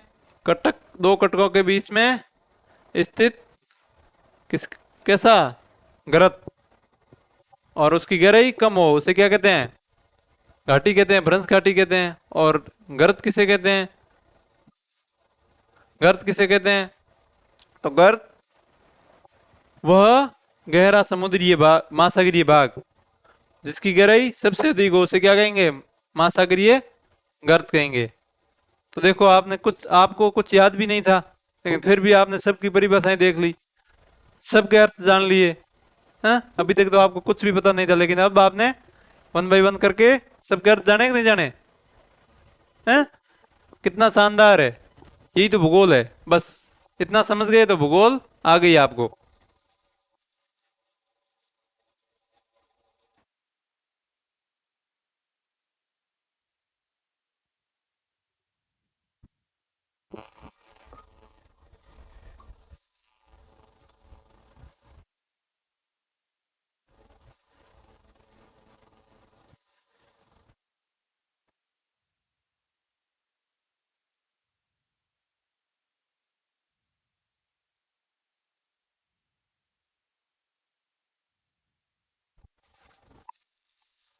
सॉरी बच्चों, sir Hindi medium geography optional ले सकते हैं? SSM sir love you. हाँ, हिंदी मीडियम ऑप्शनल वाले भी जो टॉपिक ऑप्शनल में है वो पढ़ सकते हो, लेकिन यहाँ पूरा ऑप्शनल अभी नहीं पढ़ाया जाएगा। अभी तो फिलहाल जीएस की क्लासेस चलेगी। ठीक है ना? तो आप, यदि जो टॉपिक आपको ऑप्शनल में है वो यहाँ जीएस में भी है, तो आप चाहो तो पढ़ सकते हो, लेकिन यहाँ जीएस के अकॉर्डिंग पढ़ाया जाएगा। ठीक है ना? समझ में आ गया आपको? अब आपको ऐसे बहुत से इस ज्योग्राफी पढ़ोगे, फिजिकल ज्योग्राफी, क्लाइमेटोलॉजी, ओशियनोग्राफी, सब में मैं ऐसे डायग्राम बनाऊंगा, फिर मैं आपको परिभाषाएं बताऊंगा, फिर नोट। ये तो आपको एक बेसिक आइडिया दिया मैंने आपके भूगोल में। भाई आप सर, आप 3 दिन से बोल रहे हो ये ऑब्जर्वेशन साइंस है, ऑब्जर्वेशन साइंस है, तो आखिर हमें बताओ तो सही, कहाँ ऑब्जर्व करें, कहाँ उसका यूज करें, कैसे है ऑब्जर्वेशन साइंस? तो ये आपको मैंने पूरा डिटेल में बता दिया। ठीक है, समझ गए आप इसको? तो आप इसको एक बार नोट डाउन कर लो और ये डायग्राम बना लो, और एक पेज खाली छोड़ दो। उस पेज पे इन सब की आप अपनी परिभाषाओं लिखोगे, जैसा मैंने अभी बोल के बताया वैसे आप भी खुद से सोच के इन सब की परिभाषाएं लिखोगे। और जैसे मैं इन टॉपिक को पढ़ाऊंगा तो उस टाइम जो मैं लिखाऊंगा उससे आप अपनी मिलान करोगे, ताकि आपका अपना भी परीक्षण होगा कि आखिर हम कितना सीख पा रहे हैं, ज्योग्राफी समझ पा रहे हैं कि नहीं पा रहे हैं। ठीक है ना? तो आप इसको एक बढ़िया सा डायग्राम बना के फिर आप नेक्स्ट एक पेज खाली छोड़ दोगे, उस पे आप इन सब की परिभाषाएं लिखोगे। ठीक है?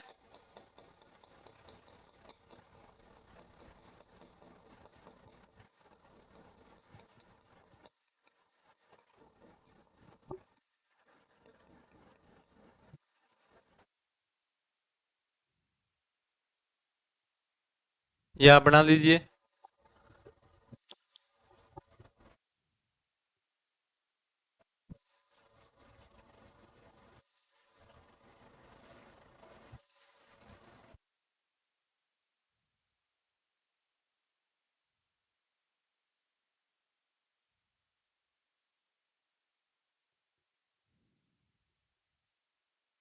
बना लिया? जल्दी करो, फटाफट बनाओ इसको, जल्दी से फटाक से बनाइए। कोई डाउट हो तो आप पूछ सकते हो जल्दी से, फिर अपन शुरू करते हैं आज का topic.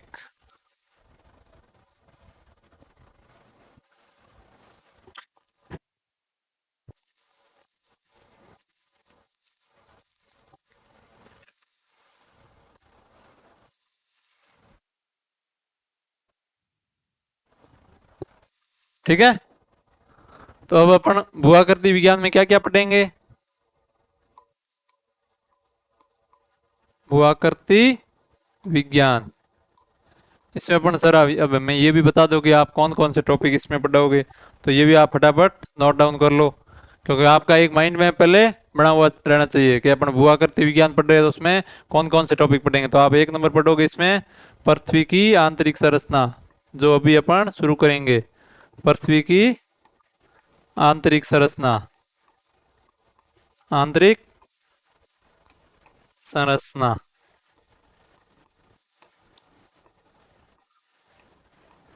Interior structure of earth, interior structure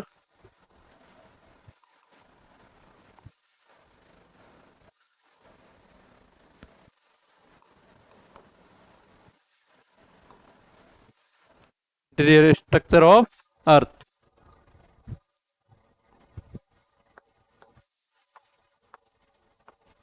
साथ साथ में आप नोट डाउन कर लीजिए कि भूआकृति विज्ञान का सिलेबस, भूआकृति विज्ञान में अपन क्या क्या पढ़ेंगे वो आपको पहले से ही माइंड मैप हो, ताकि आपको पता लगे हाँ आज पृथ्वी की आंतरिक संरचना कंप्लीट हो चुकी है, नेक्स्ट टॉपिक कौन सा पढ़ेंगे? नेक्स्ट टॉपिक अपन पढ़ेंगे भौगोलिक समय मापक्रम। अब अपन भौगोलिक समय मापक्रम पढ़ेंगे तभी तो अपने को पता चलेगा कौन सी स्थलाकृति कब बनी है और उसका टाइम पीरियड क्या था। आपको जब ये जियोलॉजिकल टाइम स्केल समझ में आएगा ना, तभी आपको मैं बताऊंगा कि हिमालय का निर्माण इस काल में हुआ है, टर्शियरी में हुआ है। जैसे मैं कुछ भी बोलूंगा तो आप बोलोगे कि ये क्या है, टर्शियरी क्या है, क्वाटरनरी क्या है, हैं ओलोसीन क्या है, मायोसीन क्या है, ओलिगोसीन क्या है। तो ये सब अपने इस भौगोलिक समय मापक्रम में पढ़ेंगे, ये भूगोल का एक टाइम। अब अपन अपना टाइम देखते हैं ना, जैसे कि अभी कितने बजे है? 9 बजे हैं, ठीक है। 5 बजे से 7 बजे की सर की क्लास है, तो मेरी क्लास का टाइम आपको फिक्स रहता है कि कब 5 बजे जाना है और 7 बजे छुट्टी। तो आपको इस प्रकार आप भौगोलिक, अब अपन जैसे आपका डेट ऑफ बर्थ क्या है, देखिए हर किसी की अलग अलग डेट ऑफ बर्थ है, तो उसका ये वो क्या है, उसका समय मापक्रम है, उसकी भाई वहां से गिनती शुरू होती है, इस डेट को जन्मा फिर इसको खत्म। तो इसी प्रकार भूआकृति स्थलाकृतियां वो भी कब बनी, कितने समय तक रही, कब खत्म होगी, या उसका पुनर्निर्माण कब हुआ, वो सब किससे समझ में आएगा आपको? भौगोलिक समय मापक्रम, भौगोलिक समय मापक्रम यानी geological time scale,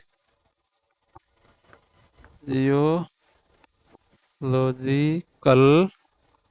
time scale. ठीक है, थर्ड टॉपिक है आपका भूआकृतिक बल। अब आप उसके बाद में क्या पढ़ोगे? भूआकृतिक बल अपन एक वन बाय वन सीक्वेंस से पढ़ेंगे।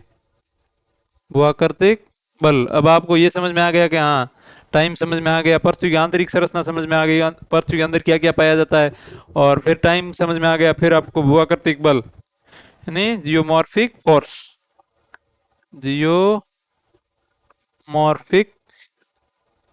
फोर्स, फोर्सेज, इसमें आप अंतर्जात बहिर्जात बल के बारे में पढ़ोगे विस्तार से।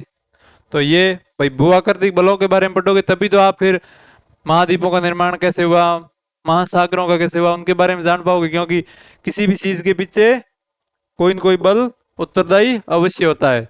तो आप आंतरिक बल बाह्य बल सब बलों के बारे में पढ़ लोगे, फिर आप नेक्स्ट पढ़ोगे तो अपन उसी प्रकार नेक्स्ट क्या पढ़ेंगे, नेक्स्ट पढ़ेंगे अपन 3 हो गए, 4 नंबर क्या पढ़ेंगे, महाद्वीपीय विस्थापन सिद्धांत। आखिर महाद्वीपों का विस्थापन कैसे होता है, महाद्वीपीय विस्थापन सिद्धांत, विस्थापन सिद्धांत।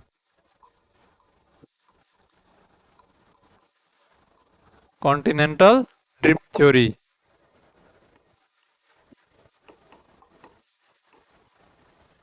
कॉन्टिनेंटल ड्रिफ्ट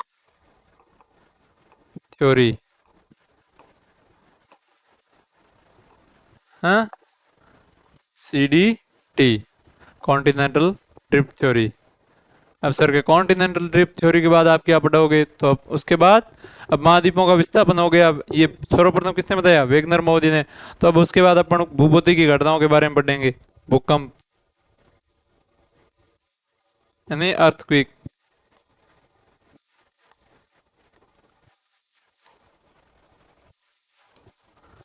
उसके बाद नेक्स्ट अपन पढ़ेंगे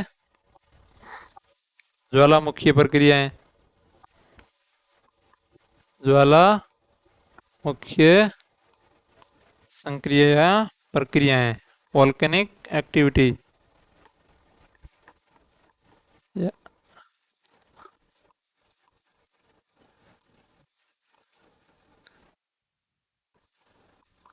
एक्टिविटी, ठीक है। नेक्स्ट अपन पढ़ेंगे, अब ये भूकंप और ज्वालामुखी प्रक्रियाओं के बाद बारे में पढ़ लेंगे, तो अपन फिर पढ़ेंगे प्लेट विवर्तनिकी, प्लेट विवर्तनिकी सिद्धांत।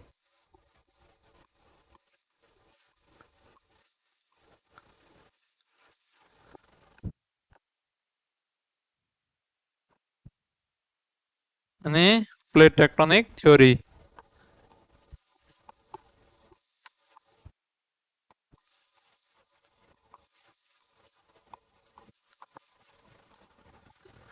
ठीक है, प्लेट टेक्टोनिक थ्योरी। इस प्रकार अपन देखो महाद्वीपीय विस्थापन सिद्धांत पढ़ लेंगे, फिर भूभौतिक की घटनाएं, ज्वालामुखी और भूकंप, फिर प्लेट विवर्तनिकी सिद्धांत पढ़ेंगे। तो अपने को ये आइडिया रहेगा कि कौन सी प्लेट के कारण कौन से भूकंप आते हैं, टाइप ऑफ भूकंप पढ़ेंगे। फिर इसके बारे में ज्वालामुखी प्रक्रियाएं कौन सी प्लेट पे होती है, किस प्लेट किनारे पे होती है, वो सब इसके अंतर्गत अपन पढ़ेंगे, ठीक है ना। फिर अपन पढ़ेंगे मास मूवमेंट, वृहद संचलन। कौन सा नंबर था, 7वां, 8वां है वृहद संचलन, वृहद संचलन। सॉरी, ये तो शब्द हमने कम ही सुना है, मास मूवमेंट सुना है क्या, सुना है आपने। मास मूवमेंट में आपने मास मूवमेंट नहीं सुना है तो आपने भूस्खलन जरूर सुना है, तो वो इसी का पार्ट है, मास मूवमेंट का ही। तो इसमें अपन मास मूवमेंट के बारे में, वृहद संचलन के बारे में पढ़ेंगे। वृहद संचलन में अपन भूस्खलन वगैरह वगैरह सबके बारे में पढ़ेंगे। Last but not list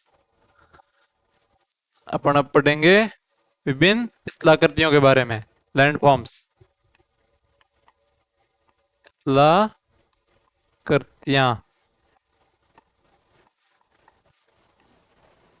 landforms, जो प्री और मेंस दोनों के पॉइंट ऑफ व्यू से इम्पोर्टेंट है। अब लैंडफॉर्म्स में अपन कौन कौन सी पढ़ेंगे, नदी ये पढ़ेंगे, तो नदी द्वारा निर्मित स्थलाकृतियां, और कास्ट द्वारा निर्मित स्थलाकृतियां, कास्ट लैंडफॉर्म। फिर पवन द्वारा निर्मित स्थलाकृतियां, मतलब मरुस्थल, डेजर्ट। फिर हिमनद, मतलब हिम द्वारा निर्मित स्थलाकृतियां, ठीक है। फिर अपन पढ़ेंगे तटीय, ग्लेशियल लैंडफॉर्म। फिर अपन कोस्टल यानी तटीय, नहीं कोस्टल, और ये है ग्लेशियर।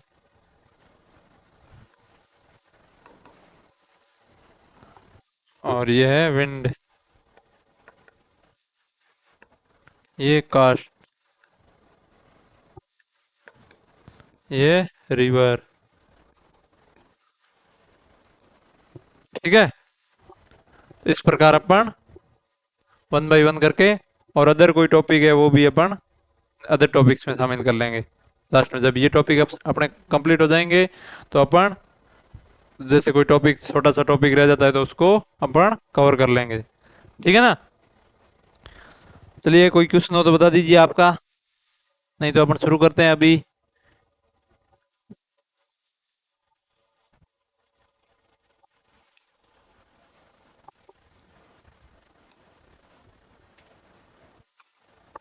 जैसा कि आप देख रहे हो, क्या शुरू करेंगे?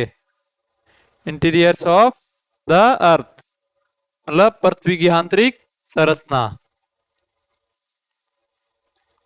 चलिए दोस्तों, अब नए पेज से ऊपर एक टॉपिक का नाम लिखो, पृथ्वी की आंतरिक संरचना।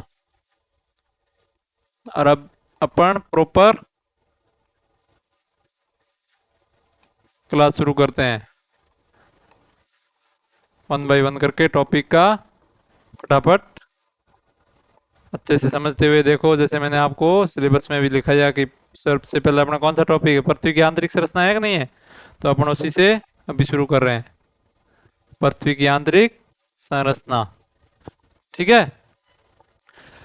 तो अब आप बोलोगे सर कि पृथ्वी की आंतरिक संरचना कैसी है, क्या है, इसकी जानकारी हमें कैसे प्राप्त हुई, इसकी जानकारी के स्रोत क्या है, तो उनके बारे में भी अभी मैं आपको बताऊंगा कि उसकी जानकारी के स्रोत क्या क्या है।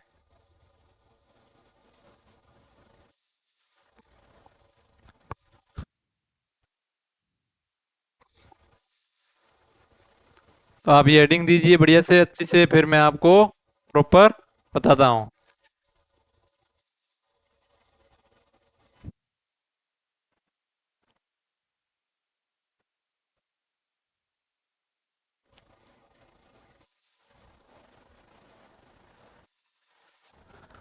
तो इसमें आपको एक थोड़ा कौन मतलब बेसिक जानकारी होनी चाहिए कि भाई इसकी जानकारी के स्रोत क्या है अपने पास, पृथ्वी की आंतरिक संरचना के पहले जानकारी के स्रोत पढ़ेंगे, भाई देखेंगे कि इसकी जानकारी अपने को, पृथ्वी की आंतरिक संरचना की जानकारी अपने को कैसे हुई। अब ऐसे तो है नहीं कि अपन अंदर पृथ्वी के अंदर चले गए और उस वहां पता लगा के वापस आ गए, ऐसे अपन पृथ्वी के अंदर नहीं जा सकते, और न ही अपन ऐसी कोई ड्रिल वगैरह कर सकते जिससे कि पृथ्वी की आंतरिक, पूरी पूरी आंतरिक संरचना के बारे में अपने को पता चल जाए। ऐसा नहीं है, क्योंकि पृथ्वी के अंदर तापमान बहुत ज्यादा है, और चट्टाने भी, पूरी पृथ्वी क्या है, ठोस, ठोस गोला है, ऑरेंज की तरह है पृथ्वी की। इस पृथ्वी की आकृति कैसी है?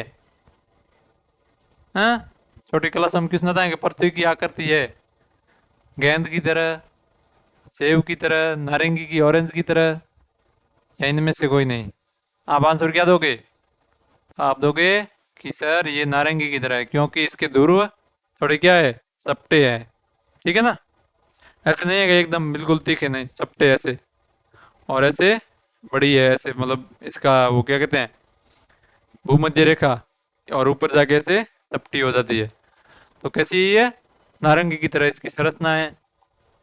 तो आखिर सर ये बताओ आप, मैं तो कि अपन पृथ्वी के अंदर जा नहीं सकते, नहीं ऐसा कोई इतना बड़ा ड्रिल कर सकते, तो आखिरकार पृथ्वी की आंतरिक संरचना की जानकारी अपने को कैसे हुई? तो अपन आंतरिक संरचना की जानकारी कैसे कर सकते हैं, तो देख ही चलते हैं पृथ्वी की आंतरिक संरचना की जानकारी के स्रोत।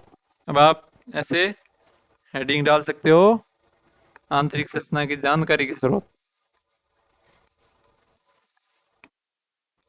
के स्रोत, उनके बारे में आपको बेसिक आइडिया होना चाहिए, बस ज़्यादा विस्तार में नहीं जाना है, बेसिक मतलब नॉलेज होना चाहिए कि हाँ प्रत्येक। अब इसमें भी दो स्रोत है जानकारी के भी, कुछ तो डायरेक्ट मतलब प्रत्यक्ष स्रोत, प्रत्यक्ष स्रोत यानी डायरेक्ट सोर्स,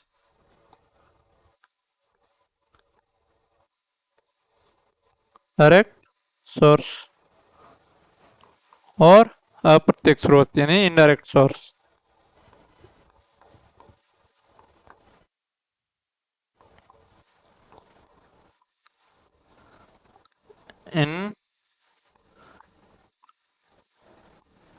इनडायरेक्ट सोर्स। ठीक है। तो सर ये बताओ कि प्रत्येक स्रोत में क्या क्या है और अप्रत्यक्ष स्रोत में क्या क्या है। तो आप भी आइडिया लगाओ कि अपन प्रत्येक स्रोत कैसे आइडिया जानकारी कर सकते हैं। तो मैं आपको बताता हूँ प्रत्येक स्रोत। अब आपको इसके नीचे ही प्रत्येक स्रोत के नीचे लिखना है। प्रत्येक स्रोत में सबसे पहले अपन खनन, खनन करके, खनन या प्रवेदन, ड्रिलिंग, प्रवेदन के द्वारा।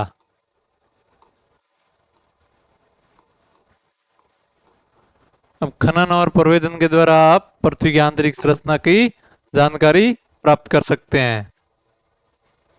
अब सर आप पूछोगे सर हम इससे कैसे जानकारी प्राप्त करें।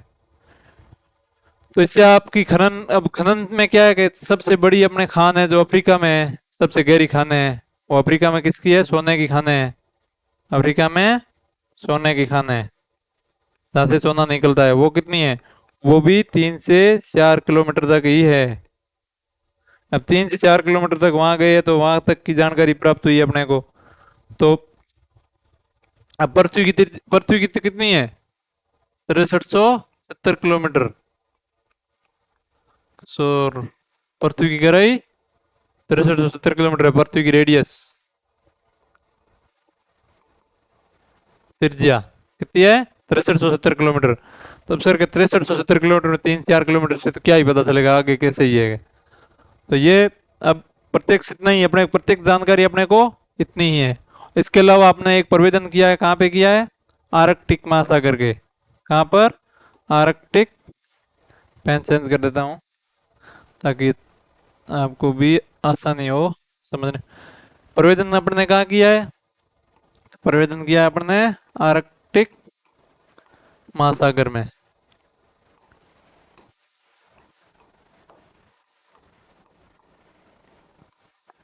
आर्कटिक महासागर में सर कौन से क्षेत्र में बताओ आप। आर्कटिक महासागर का एक क्षेत्र है कोला। कौन सा, कोला, तो क्यों नहीं बोला। कौन सा, कोला। कोला क्या बोला है दोस्तों, कोला क्या बोला। कोला बोला कि भाई, कोला ने क्या बोला, कोला ने बोला कि हमारे यहाँ तो 12 किलोमीटर की गहराई तक आप गए हो। यहाँ ड्रिल कितनी की है, 12 किलोमीटर की गहराई तक।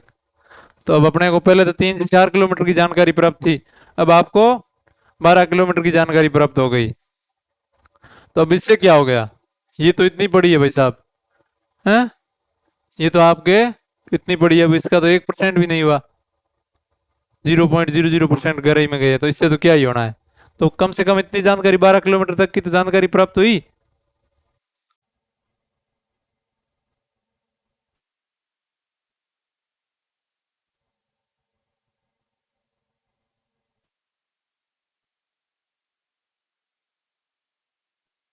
चलिए दोस्तों, तो हम कंटिन्यू करते हैं।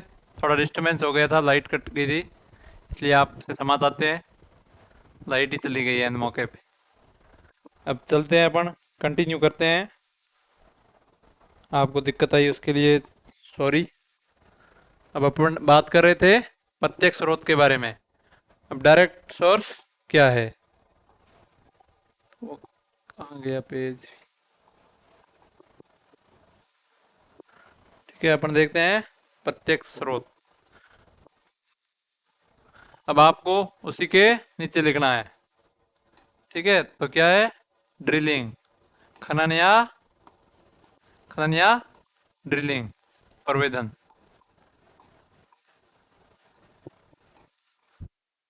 माइनिंग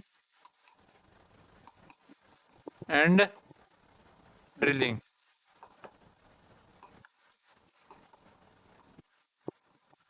ठीक है। तो अपन ने खनन में देखा था कि सबसे बड़ी खान कहाँ है, गहरी अफ्रीका में।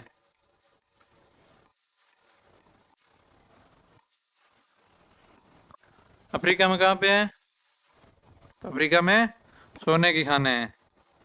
कौन सी खाने हैं, सोने की, जिनकी गहराई कितनी है, 3 से 4 किलोमीटर। तो इससे गहरा कहीं अपन ने किया है, प्रयास किया है पृथ्वी की आंतरिक संरचना जानने के बारे में, तो किया है। वो किसके माध्यम से किया है, वो अपन ने प्रवेदन करके किया है। प्रवेदन यानी ड्रिलिंग करके। तो वो कहाँ पे है, वो आर्कटिक महासागर के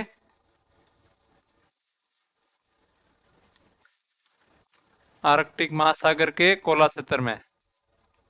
कहाँ पर? कोला में, कोला क्षेत्र। जहाँ कितनी है गहराई? 12 किलोमीटर। ठीक है, ये मैरियाना ग्रत से भी गहरा है। ठीक, तो इतनी अपने को अभी तक खनन और प्रवेदन के माध्यम से अपने को इतनी तक की 12 किलोमीटर तक की जानकारी डायरेक्ट रूप से अपने पास प्राप्त है। इसके अलावा क्या है सर? अब ये तो हो गया कि खनन और प्रवेदन, इसके अलावा अपन किसके माध्यम से डायरेक्ट जानकारी प्राप्त कर सकते हैं? तो उसके लिए आपको क्या करना पड़ेगा? ज्वालामुखी प्रक्रियाएं। क्या नेक्स्ट है? ज्वालामुखी प्रक्रियाएं। ज्वालामुखी प्रक्रियाएं क्या है? ज्वालामुखी प्रक्रियाएं। सर अब ये बताओ कि ज्वालामुखी प्रक्रियाओं से कैसे डायरेक्ट जानकारी प्राप्त होगी? तो ज्वालामुखी प्रक्रियाओं से क्या आएगा? ऊपर अंदर की परतों से क्या आएगा? मैग्मा। क्या आएगा? मैग्मा। मैग्मा बाहर आएगा तब क्या बन जाएगा? लावा। क्या? यही मैग्मा, जब गर्म गलित मैग्मा जब पृथ्वी की सतह के ऊपर आ जाता है तो उसे क्या कहते हैं? लावा कहते हैं।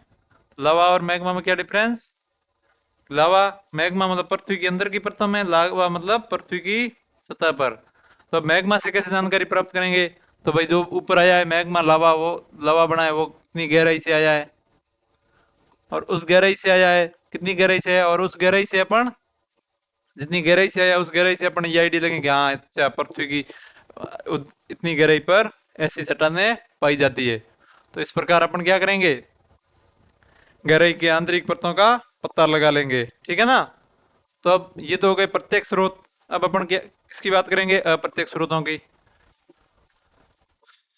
आपको उधर का जो डायग्राम बना रखा है ना उसके नीचे ही आपको लिखना है। मैं नेक्स्ट पेज ले रहा हूँ, आपको उसी के नीचे कंटिन्यू करना है। जैसे ये ना, कहाँ गया ये ना, प्रत्यक्ष स्रोत के नीचे आपने लिख लिया कि भाई प्रत्यक्ष स्रोत के नीचे क्या है? खनन या प्रवेदन। अब खनन में कहाँ है? तो अफ्रीका में सोने की खदानें, वहां पे 3 से 4 किलोमीटर। और प्रवेदन में आर्कटिक महासागर के कोला क्षेत्र में 12 किलोमीटर की गहराई तक प्रवेदन किया है। और ज्वालामुखी प्रक्रियाओं से मेग्मा को देख के अपन पता लगा सकते हैं। और अप्रत्यक्ष स्रोत में आप इसके नीचे कंटिन्यू करोगे।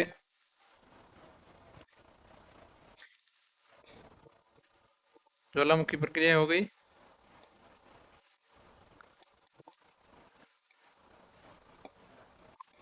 क्या हो रहा है? ठीक है, ज्वालामुखी प्रक्रिया हो गई। अब अप्रत्यक्ष स्रोत में आपको अप्रत्यक्ष स्रोत आपको उसके नीचे कंटिन्यू करना है। अप्रत्यक्ष स्रोत, अप्रत्यक्ष स्रोत कौन कौन से हैं? नंबर एक, पदार्थ के गुण धर्मों के आधार पर। जैसे भाई कोई पदार्थ है अंदर से बाहर आया, उसके गुण धर्म जान के अपन पृथ्वी की आंतरिक संरचना का पता लगा सकते हैं। पदार्थ के गुण धर्म, गुण धर्म। अब गुण धर्म कैसे पता चलेंगे? गुण धर्म अपन खनन करेंगे। खनन करेंगे जैसे जैसे क्या होगा? खनन के दौरान गहराई बढ़ेगी। जैसे जैसे गहराई बढ़ेगी तो टेम्परेचर बढ़ेगा, डेंसिटी बढ़ेगी और प्रेशर भी बढ़ेगा। तो पदार्थ बाहर आएगा, गुणधर्म, उसके गुणधर्म देख के भी अपन खनन खनन से गहराई खनन करेंगे तो गहराई बढ़ेगी, गहराई बढ़ेगी तो टेम्परेचर बढ़ेगा, टेम्परेचर से डेंसिटी बढ़ रही है, प्रेशर बढ़ रहा है, तो अपन पृथ्वी की आंतरिक संरचना कैसी है उसके बारे में पता लगा सकते हैं। अब आपको इसके डीप में नहीं जाना है कि पदार्थ के गुणधर्म के आधार पर, नहीं, आपको इतना ही जानना है। आपके क्वेश्चन आएगा तो सीधा आएगा कि निम्नलिखित में से कौन से स्रोत पृथ्वी की आंतरिक संरचना के बारे में डायरेक्ट स्रोत के रूप में जानकारी देते हैं? तो आपके ऑप्शन आएंगे कि ज्वालामुखी प्रक्रियाएं, पदार्थ के गुणधर्म है, खनन है, प्रवेदन। ठीक है, ए व सी दोनों। तो आप क्या करोगे? ए व सी दोनों। ठीक है, नेक्स्ट है इसमें उल्काएं, उल्का पिंड। क्या? उल्काएं। अब उल्काओं से आप बोलोगे सर उल्काओं से कैसे पता लगाएंगे? एक्चुअली में क्या है, उल्का और पृथ्वी की चट्टानें एक जैसी है। तो अपन उल्का को देख, उल्का पिंड आएगा धरती पे गिरेगा तो उसको देख के अपन आइडिया लगा सकते हैं कि आखिर उल्का पिंड की चट्टान ऐसी है तो पृथ्वी की भी आंतरिक चट्टान ऐसी हो सकती है। तो ये हो गए इनडायरेक्ट, मेनली ये दो सोर्स है। ठीक है, अब अन्य स्रोतों की बात करें जो डायरेक्ट इनडायरेक्ट किसी में भी अपन काउंट कर सकते हैं। अन्य स्रोत क्या है सर? तो अन्य स्रोत हेडिंग लिख के आप लिख सकते हो। अन्य स्रोत में आप गुरुत्वाकर्षण लिख सकते हो। गुरुत्वाकर्षण के आधार पर भी अपन बता सकते हैं ना। एक नंबर गुरुत्वाकर्षण। सर गुरुत्वाकर्षण के बारे में कैसे बताएंगे? गुरुत्वाकर्षण क्या होता है? गुरुत्वाकर्षण पोलर से इक्वेटोरियल मतलब विषुवत रेखा की ओर जाने पर क्या होता है? कम होता है। ठीक है, पोलर पर गुरुत्वाकर्षण अधिक, इक्वेटोरियल पर कम। तो जैसे जैसे ध्रुवों से आप विषुवत रेखा की ओर आएंगे तो क्या होगा? गुरुत्वाकर्षण का मान कम होगा। ठीक है, तो ऐसे अपन गुरुत्वाकर्षण से अपन पृथ्वी की आंतरिक संरचना का पता लगा सकते हैं। और चुंबकीय गुणों के माध्यम से, चुंबकीय गुण, पृथ्वी के चुंबकीय गुण कैसे हैं, ध्रुवों पर कैसे हैं, वो चुंबक की तरह कैसे व्यवहार कर रही है उसके बारे में भी अपन पता लगा सकते हैं। चुंबकीय गुण या क्षेत्र, चुंबकीय क्षेत्र के माध्यम से अपन पृथ्वी की आंतरिक संरचना का पता लगा सकते हैं। इसके अलावा इसके अलावा इसी में अपन भूकंपीय क्रियाएं, भूकंप से ये क्रियाएं, बात बोलोगे सर भूकंपीय क्रियाओं से कैसे पता लगोगे? तो भूकंपीय क्रियाओं में क्या होती है? पी तरंगे, एस तरंगे और सरफेस सतही तरंगे। उन तरंगों के वो तरंगे कौन कौन से जैसे पी तरंगे कहाँ तक जाती है, एस तरंगे कहाँ से वापस आ जाती है। तो इसलिए अपन जैसे एस तरंगे हैं सेकेंडरी वेव्स है तो वो ओनली किस में चलती है? वो ओनली ठोस पदार्थ, ठोस माध्यम में ही गमन करती है। और पी है प्राइमरी वेव जो ठोस और तरल दोनों में करती है। तो जैसे अपन वो आगे भूकंप पढ़ेंगे तब आपको मैं बताऊंगा कैसे पी तरंगा छाया क्षेत्र, एस तरंगा छाया क्षेत्र, पी तरंगे कहाँ तक जाती है, एस तरंगे कहाँ तक जाती है। तो वो अपन सब जब भूकंप पढ़ेंगे तो उसमें विस्तार से पढ़ेंगे। अभी तक आपको यहाँ पर आपको इतना ही जानने की जरूरत है कि अन्य स्रोतों में अपन क्या क्या देख सकते हैं, गुरुत्वाकर्षण, चुंबकीय क्षेत्र या भूकंपीय क्रियाएं। ठीक है, अब गुरुत्वाकर्षण यहाँ से यहाँ जो ये ध्रुवों से पृथ्वी की ओर आते हैं ना, जो मैं आपको एक थोड़ा बेसिक बता देता हूँ कि जो अब ध्रुवों पर गुरुत्वाकर्षण ज्यादा, यहाँ पर कम, तो क्या होता है? द्रव्यमान में परिवर्तन होता है। ठीक है, क्योंकि यहाँ पे द्रव्यमान ज्यादा होता है पृथ्वी पे, यहाँ पे द्रव्यमान पे गुरुत्वाकर्षण डिपेंड करता है। तो द्रव्यमान में परिवर्तन के कारण क्या होता है? द्रव्यमान में असमानता पाई जाती है। क्या पाई जाती है? ध्रुवों से विषुवत रेखा की ओर क्या जाती पाई जाती है? द्रव्यमान में असमानता। इस असमानता के कारण ही क्या होता है? गुरुत्वीय विसंगति की उत्पत्ति होती है। गुरुत्वीय विसंगति। गुरुत्वीय विसंगति क्या है? कि द्रव्यमान में पाई जाने वाली असमानता। ठीक है ना, पदार्थ के द्रव्यमान में पाई जाने वाली असमानता को गुरुत्वीय विसंगति कहती है। तो इसको आप नोट डाउन कर लीजिएगा।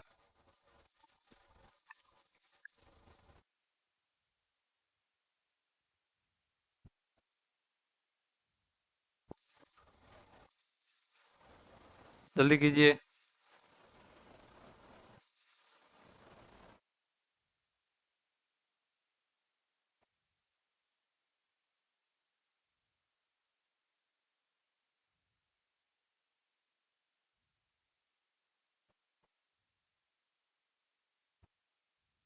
हो गया, तो अपन आगे चलते हैं। अब अपन देखते हैं पृथ्वी की आंतरिक संरचना का वर्गीकरण। आखिर अपन पृथ्वी की आंतरिक संरचना को कितने भागों में बांट के अध्ययन कर सकते हैं? पृथ्वी की आंतरिक संरचना के कितने भाग हैं और उनको अपन एक अच्छा अध्ययन के स्टडी कैसे कर सकते हैं, तो उसके बारे में अपन देखते हैं। आपका कोई क्वेश्चन हो तो बता दो, फिर अपन वर्गीकरण कर लेते हैं।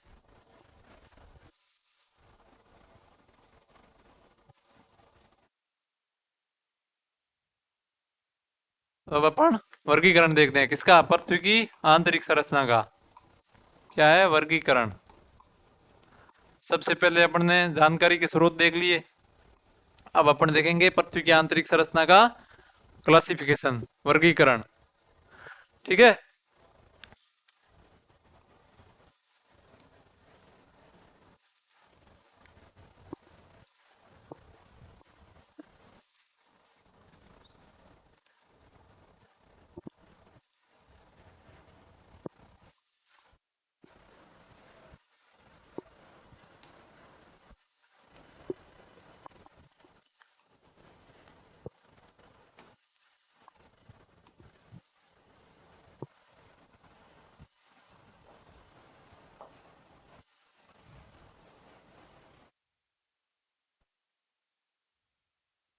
चलिए अपन देखते हैं पृथ्वी की आंतरिक संरचना का वर्गीकरण।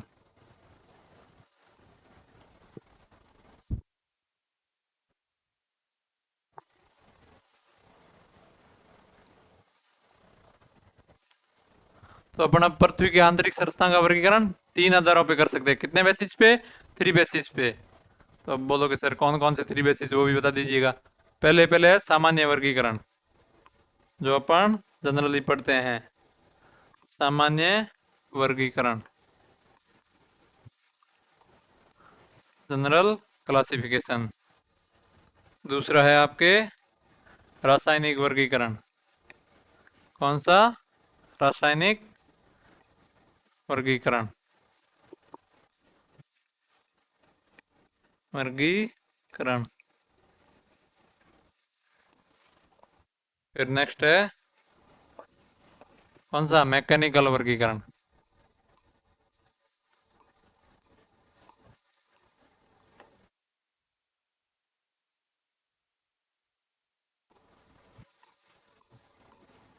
मैकेनिकल वर्गीकरण। ठीक है। सामान्य वर्गीकरण, रासायनिक वर्गीकरण और chemical classification, general classification and mechanical classification. ठीक है।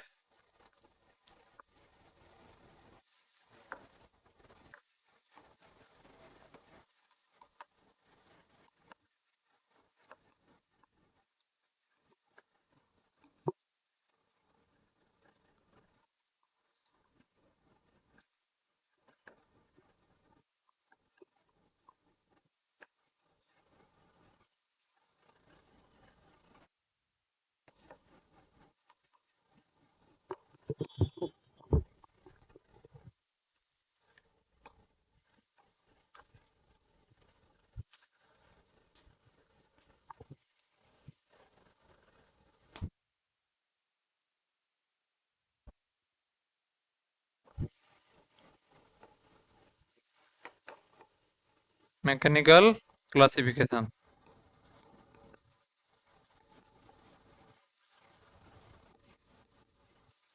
ठीक है। तो इसमें कौन कौन से वो भी आपको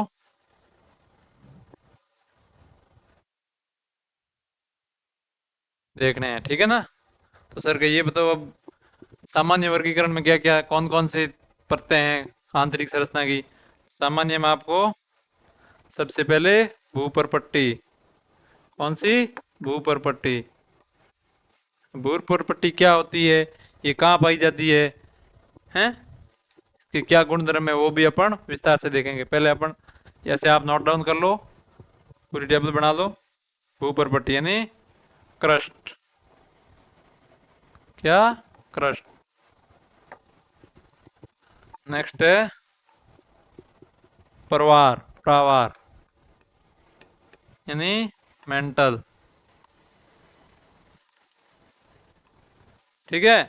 इसको हिंदी में प्रावार कहते हैं, इंग्लिश में मेंटल।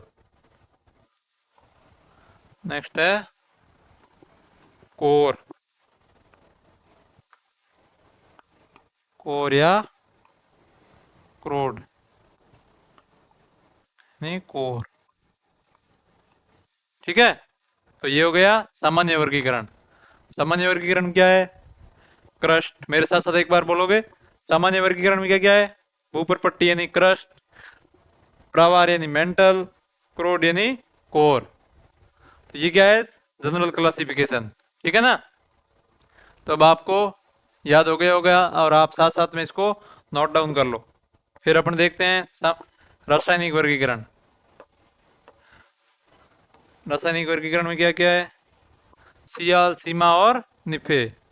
सियाल, सी ऑल, सीमा, नी पे।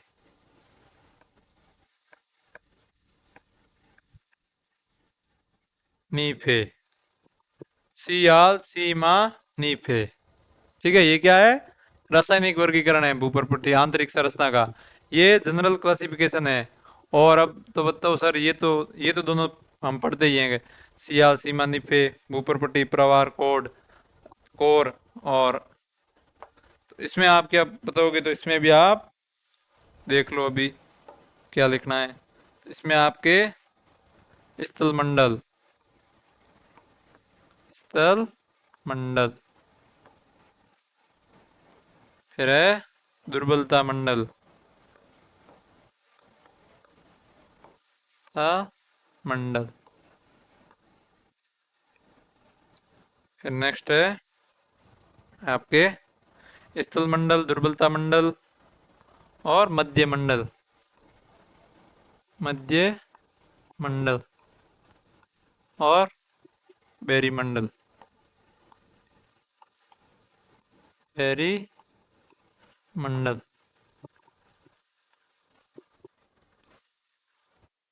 नोट डाउन करो इसको आप। स्थल मंडल, दुर्बलता मंडल, मध्य मंडल और बेरी मंडल।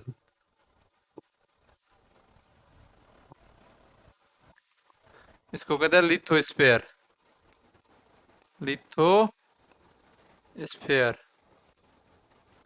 इसको कहते हैं एथेनोस्फेयर, नो स्फेयर। इसे कहते हैं मिसोस्फेयर, मिसोस्फेयर। इसको कहते हैं बेरी स्फेयर, बेरी स्फेयर। ठीक है, तो अब एक साथ नोट कर लो और एक बार मेरे साथ साथ बोलोगे कि आंतरिक पृथ्वी की आंतरिक संरचना का वर्गीकरण कितने पार्ट? आंतरिक संरचना के वर्गीकरण को अपन कितने रूपों में देख सकते हैं? सामान्य वर्गीकरण के रूप में, रासायनिक वर्गीकरण के रूप में और मैकेनिकल वर्गीकरण के रूप में। तो सामान्य वर्गीकरण में कौन कौन से? तो सामान्य वर्गीकरण में तीन। भूपर्पट्टी यानी क्रस्ट, मेरे साथ साथ बोलोगे आप। भूपर्पट्टी यानी क्रस्ट, प्रावार यानी मेंटल और क्रोड यानी कोर। दूसरा है आपका कौन सा? केमिकल यानी रासायनिक वर्गीकरण, उसमें सियाल, सीमा, निफे। कौन कौन से? सियोल, सीमा, निफे। कौन कौन से? सियोल, सीमा, निफे। याद हो गया? ठीक है, तो तीसरा मैकेनिकल वर्गीकरण। मैकेनिकल वर्गीकरण में कौन कौन सा है? तो मैकेनिकल वर्गीकरण में आपका स्थल मंडल, दुर्बलता मंडल, मध्य मंडल और बेरी मंडल, यानी लिथोस्फेयर, एथेनोस्फेयर और मेसोस्फेयर और बेरी स्फेयर। ठीक है, तो ये हो गया आपके आंतरिक संरचना का वर्गीकरण। अब आपको दिखा देते हैं एक बार, मैं एक पिक्चर दिखा देता हूँ आपको। अब आप बोलोगे सर ये वर्गीकरण तो ये हमने तो सीख लिया, अब आप हमें ये बताओ कि पृथ्वी की आंतरिक संरचना कैसी है। देखिए, ये आपके लिए मैं पिक्चर लेके आया हूँ बड़ी शानदार। ये अपनी क्या है? अर्थ। क्या है? ये अपनी पृथ्वी है और इसमें ये अपना प्यारा सा देश क्या है? भारत।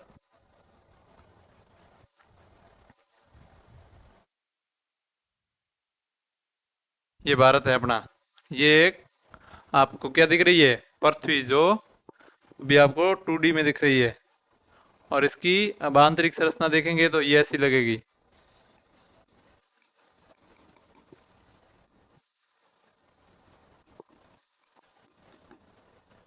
क्या, एक मिनट।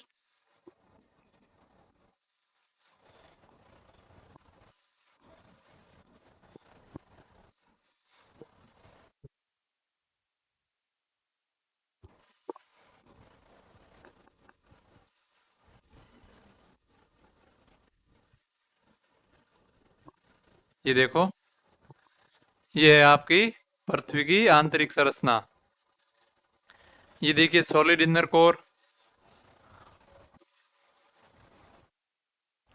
ये देखिए ये क्रस्ट है, ये एथनोस्फीयर है, ये मेंटल है, ये आउटर कोर, इनर कोर, ये पृथ्वी की आंतरिक संरचना है।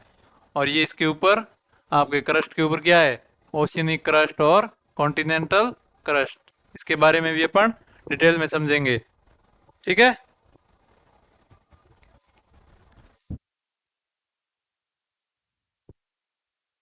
ये देखो, ये इनर कोर, ये पृथ्वी के सबसे अंदर का भाग ऐसा है।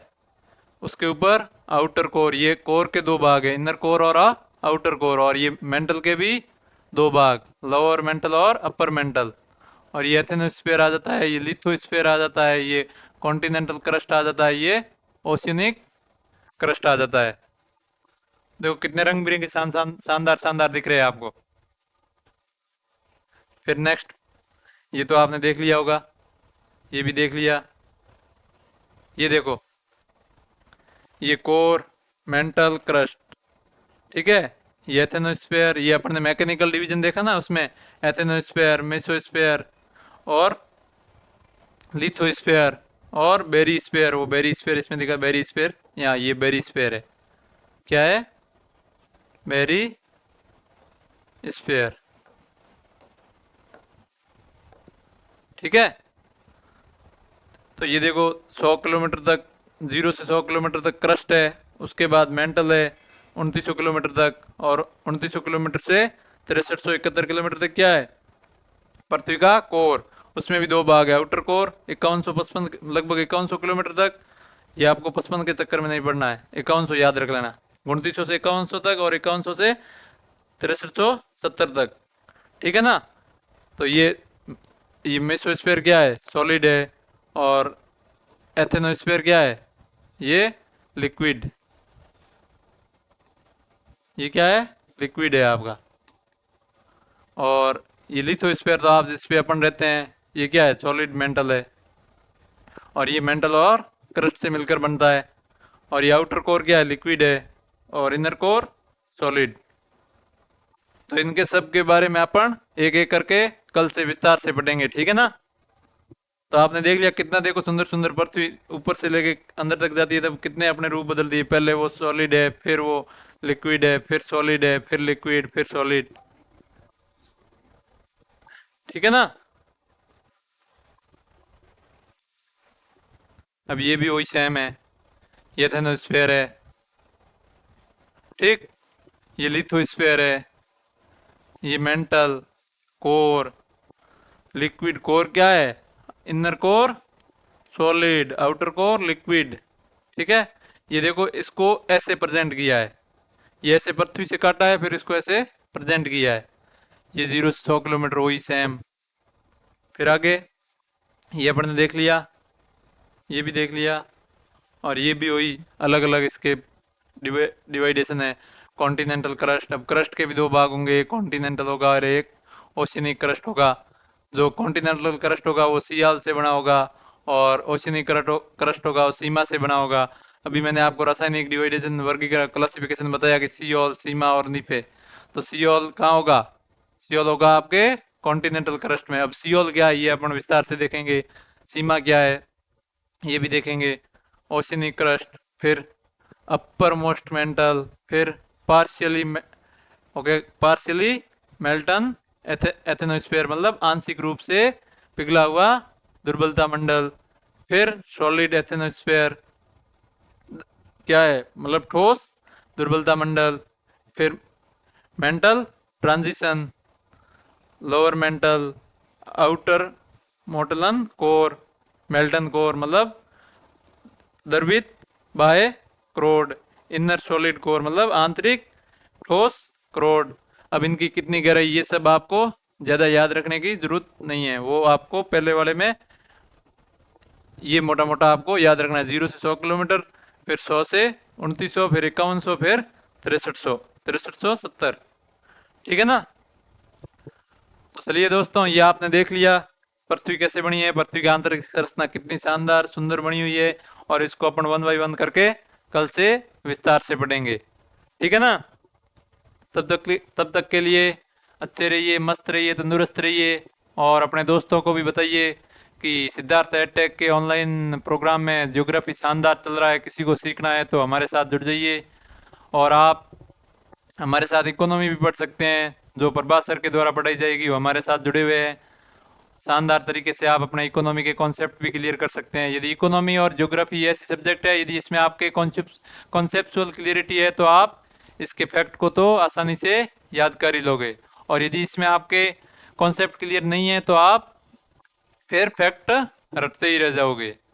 तो जुड़ जाइए दोस्तों जल्दी से आप सिद्धार्थ एडटेक के साथ, और अपनी तैयारी, सिविल सर्विसेज की तैयारी को एक नई दिशा दीजिए। चलिए दोस्तों, शुभ रात्रि। आप मेरे साथ जुड़े इसके लिए आपका बहुत बहुत धन्यवाद। चलिए दोस्तों, कल मिलते हैं फिर।